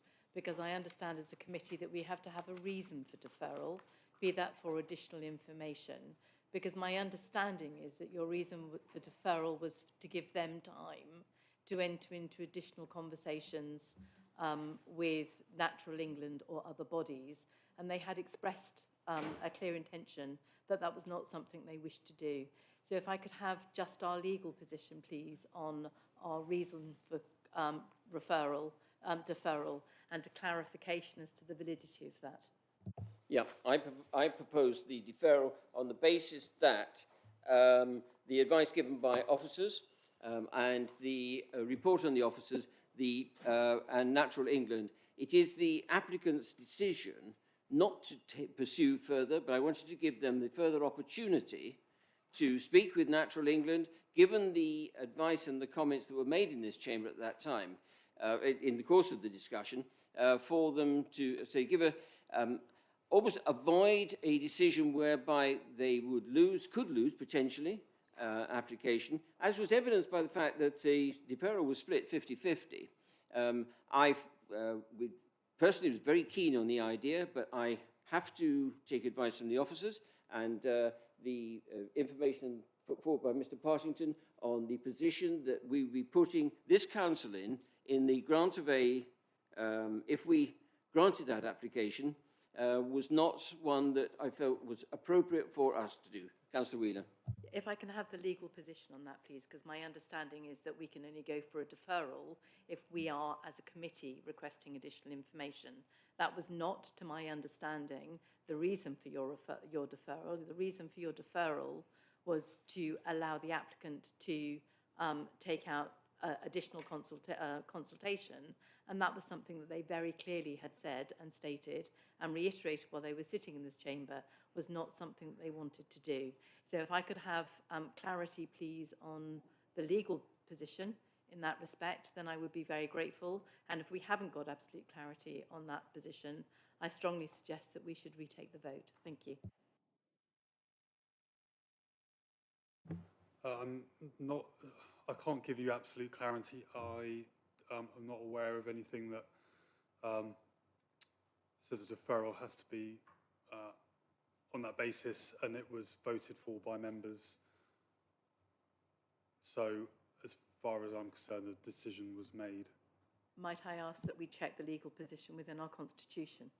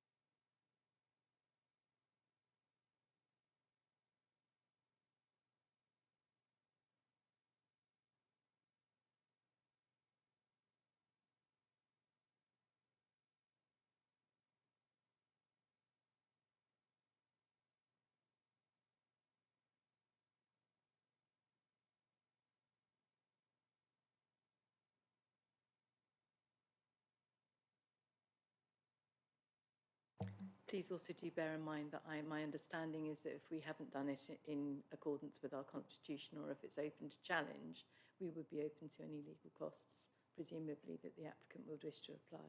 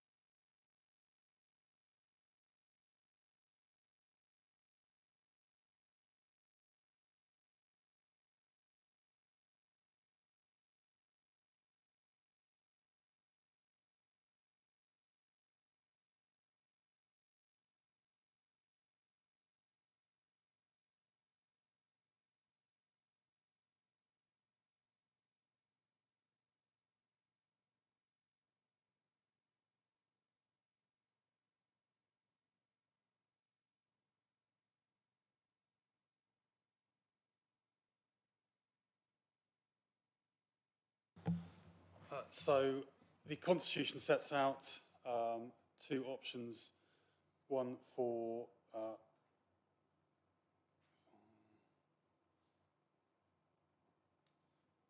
one where the committee makes a decision to refuse an application contrary to the officer's recommendation, and where the committee makes a decision to approve an application contrary to an officer's recommendation. Neither of those apply, as there was a deferral. So the Constitution does talk about, the Chairman will invite a member to make a proposal in relation to Head of Planning's recommendation. So my understanding is that we have to have a reason for a deferral, and the reason for the deferral should be for additional information. In this case, we've not asked the officers for any additional information or the applicant for any additional information. We've voted on a deferral to give the applicant an opportunity to discuss with other bodies, when in fact the applicant has said that they do not wish to discuss with other bodies. So I'd just like to understand we can't make, with the nicest possible way, we cannot make people talk. And that basically is what the deferral was based upon. In the course of the conversation, the applicant was asked on a number of occasions, had you had detailed discussions with Natural England? And the applicant advisors said that they had had some discussions, and it was their view that Natural England were not right. And it was that decision, it was part of that debate that I considered, and the reason I put forward a deferral was that to give the applicant the further opportunity, if they so wished, to enter into dialogue with Natural England, bearing in mind the quite strong advice we've been getting from the officers to refuse the application. Because if my view was that I would want to support this, but I was unable to support the application, and by seeking a deferral, which was seconded, that the applicant would then have the opportunity, if they so wished, to have engaged with further discussions with Natural England. It is their decision, absolutely, as you say. If they don't wish to have that, they can bring this matter back and they can say, we do not wish to have that further dialogue, and it is then up to the committee at that point in time to take a decision as whether or not to approve the application or refuse it in accordance with whatever may be the officer recommendation at that point in time. I appreciate that, Councillor Hawkins. If we can have a legal position on this, please. There is nothing in the procedural rules in the Constitution which sets out the basis of a deferral.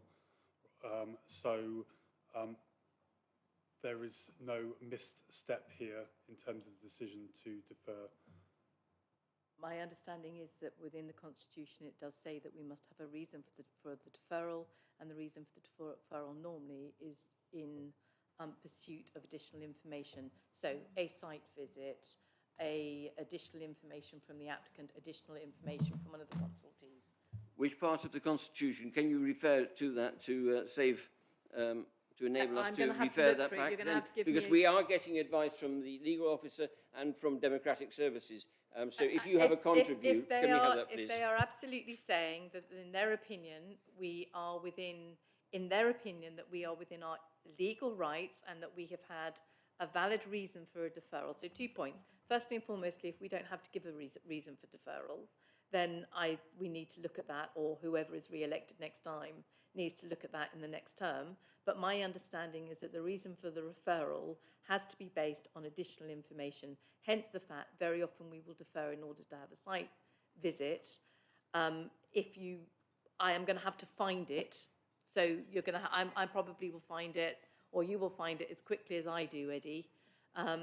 But if you're struggling to find it, I'm welcome. I'm very pleased to come and look with you.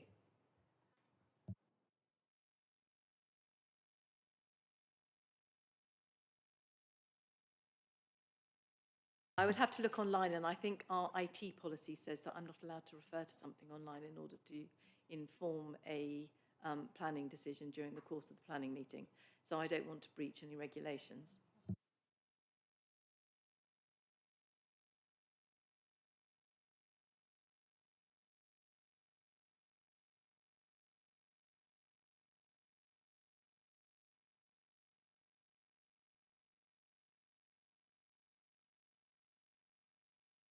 If you're happy to advise me differently, I'm very happy to be quiet, but I certainly will be encouraging the applicant to challenge this deferral.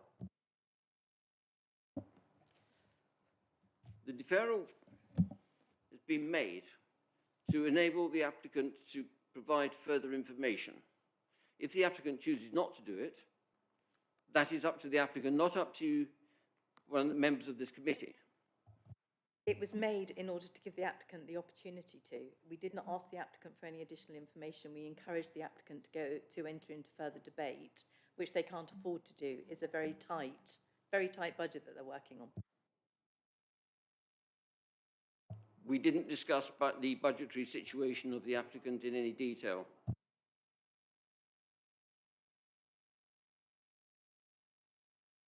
Okay, if you don't mind, I'm going to literally read out Part 4, Section D of the Constitution in relation to Planning Applications Committee. So we're looking under 18.3 if you want to look it up later. The chairman will invite debate on the application in relation to the head of planning's recommendation. The chairman will invite a member to make a proposal in relation to the head of planning's recommendation. I believe that what happened today was the chair looked at the committee, and it was felt that there was not going to be a proposer or a seconder for the head of planning's recommendation in the agenda pack. And then it goes on 18.3.6, the chairman will seek an alternative proposal. In terms of the procedurals, it isn't clear what an alternative proposal will look like, and it's open to, for example, making a proposal contrary to the head of planning's recommendation. It could be deferral for further information. It could be deferral for a site visit. It's not defined what that alternative proposal is. When later on in Part 4, Section D, it talks about giving clear reasons where the officer recommendation is to refuse, but members are inclined to approve. And then obviously it talks about setting out the conditions it would like to go with that and giving clear reasons then, but it doesn't, there's no mention of giving clear reasons for a deferral.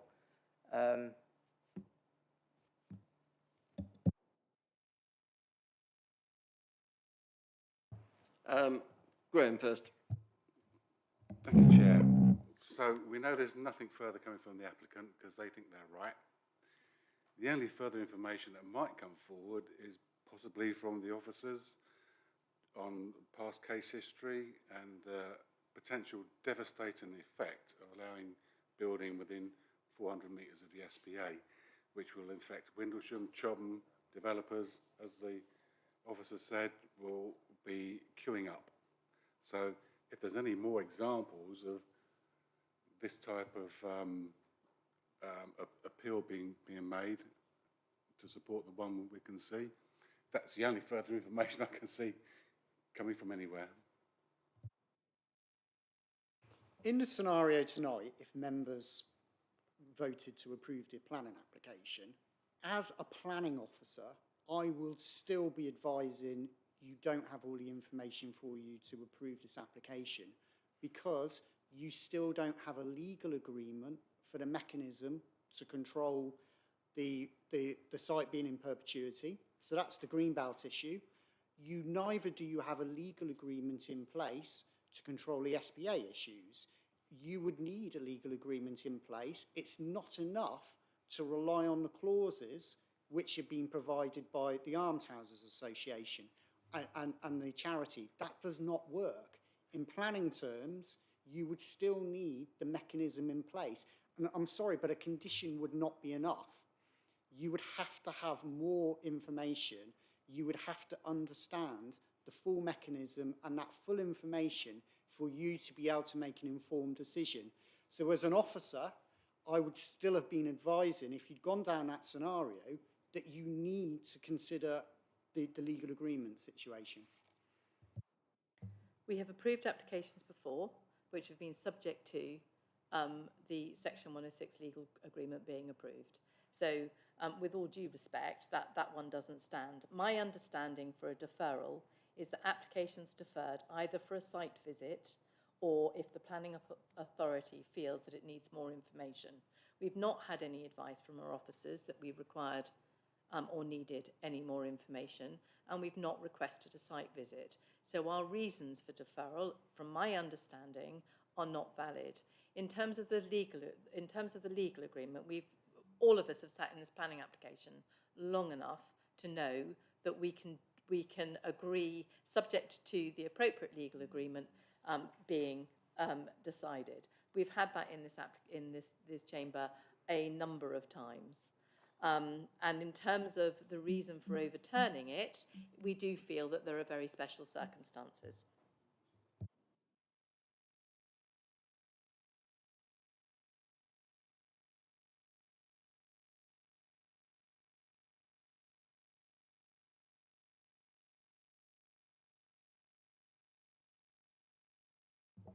So we're going to go for the fact that the decision is made under procedural rules, even though that decision is possibly unfair.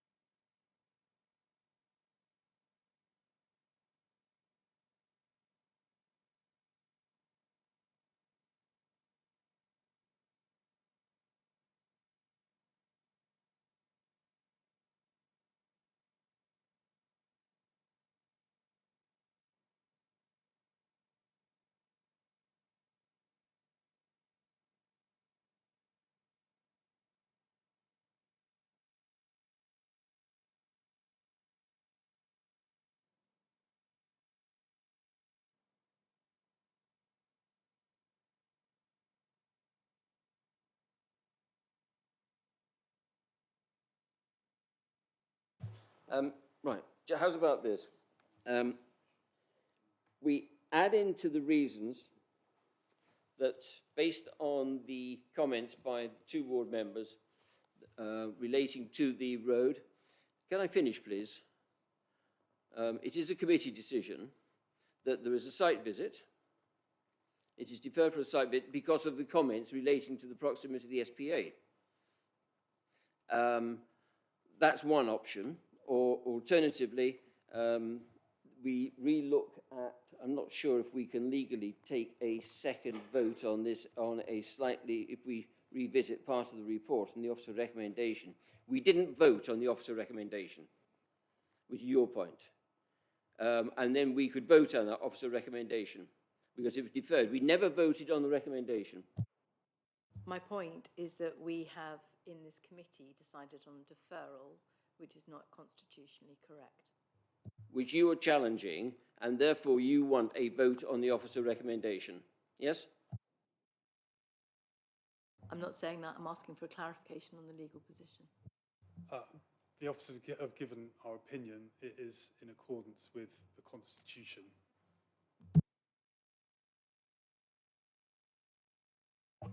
I think we've got a classic head over heart situation here. I think most of us in the chamber are sympathetic to the idea of almshouses and what have you, but we've been strongly advised by the officers that if we approve this as stated without the support of Natural England, it's almost definitely going to be lost on appeal and would cost this council lots of money and problems.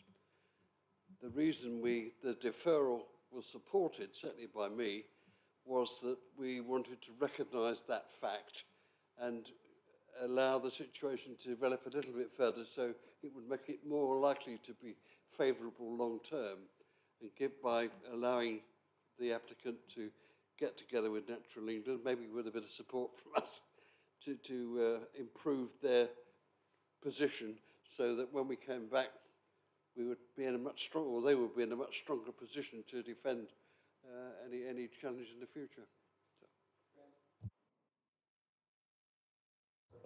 Thank you, Chair. If we were to set aside the proposal to defer this and return to the original application and vote now on whether or not to accept the officer's recommendation or to reject it, if we were to reject it and the application was therefore approved by committee, who is going to appeal against that decision?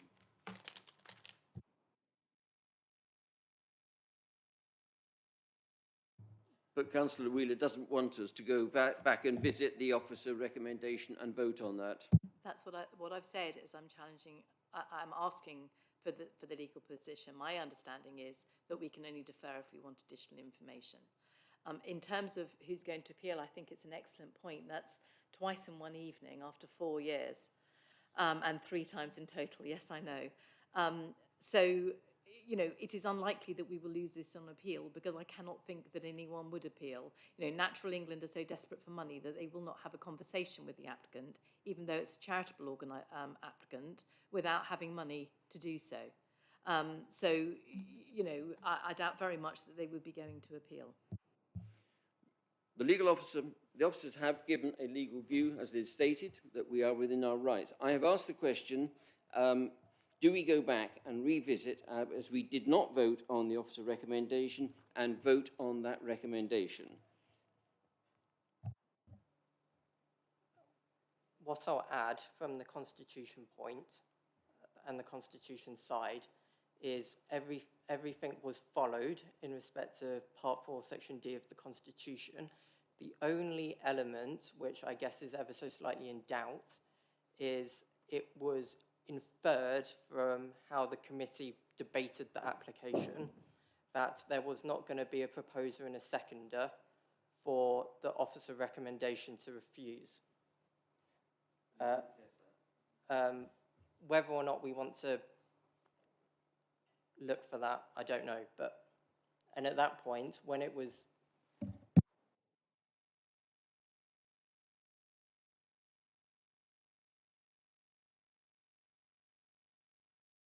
Yeah, interesting point. I don't know if we're still online, but the applicant and the applicant's advisors are not here, and I don't think we can, well, we're concerned about the transparency aspect of that and whether or not we can take a further vote. Reluctantly, I have to agree on that point. What's the legal Right, position? that's 2-1 to me, by the way. Oh, 2-1 to you, Graham. Yeah, not that I'm keeping score here, but what's yeah. the legal position on that? Sorry, can you just repeat that, what the exact question is?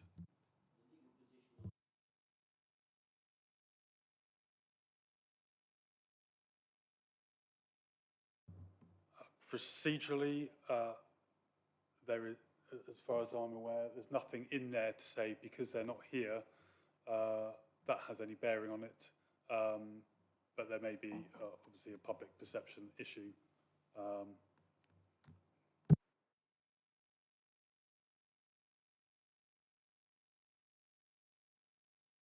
Thanks, Chair. I mean, the applicants have had their 4 and 8 minutes, haven't they?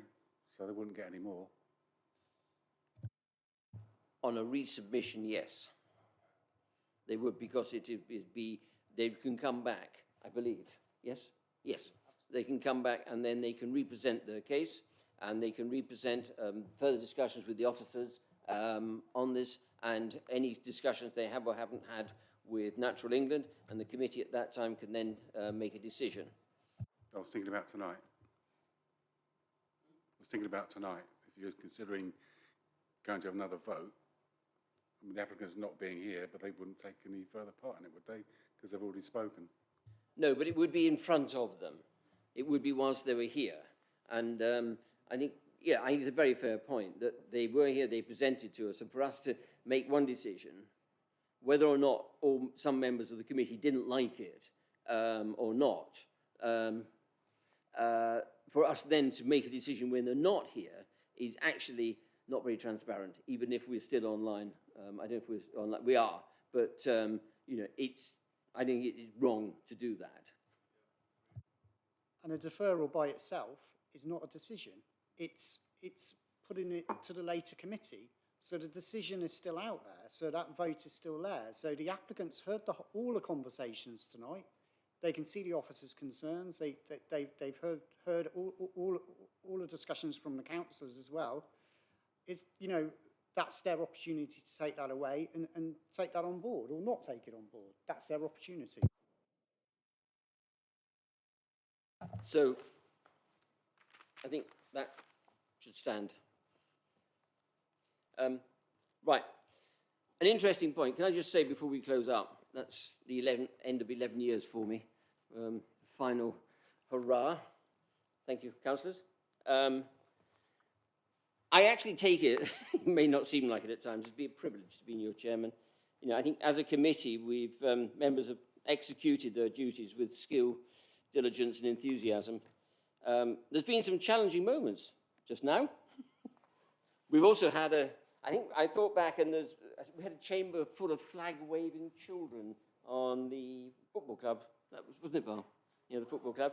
But I think we as a committee, never lost sight of the fact that our decisions impacted on people's lives as individuals.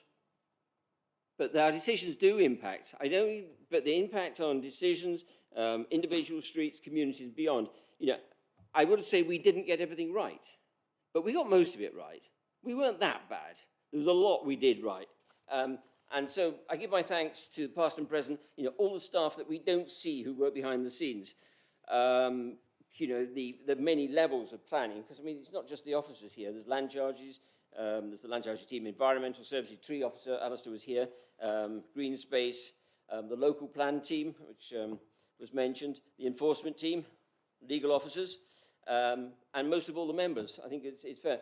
But, and I would add my long-suffering various vice-chairmans, looking at one at the moment. But most of all, I think my thanks go to our highly qualified, skilled and committed planning officers, who occasions, they've had to face verbal attacks. I know one resident that's been in and given them verbal attacks, and also from us when we knew perfectly well we were right, possibly tonight as well. and they've had to stand up to that. But, and last but not least, Democratic Services, and now Eddie's back.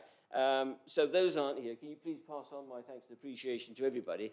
And on that's my final note, and thank you, good night, and goodbye. Thank you for 11 years, Edward. Luckily, I haven't had all. Thank you. Yeah. If I could just say a few words as well as part of the planning authority, certainly I think I can speak on behalf of Jenny, Gavin's predecessor, Gavin, myself, and indeed all the planners, that, you know, you've been a very, very fair chair. As we've discovered tonight, planning can be very emotive with the issues that can be raised. But I think, you know, you've allowed all planners and parties to speak. I think you've generally found a balance between, you know, the interests of the applicants and the wider public. So I want to thank you for that. And somehow you've remained calm and measured throughout it all. So I want to thank you for that. And also a bit of humour along the way helps as well. I've been here almost 10 years, and I can barely recall many committees that you've missed. Couple, 2 or 3. So I think that's also testament to your commitment to this role for the last 10, 11 years. So thank you on behalf of all the planning service as well.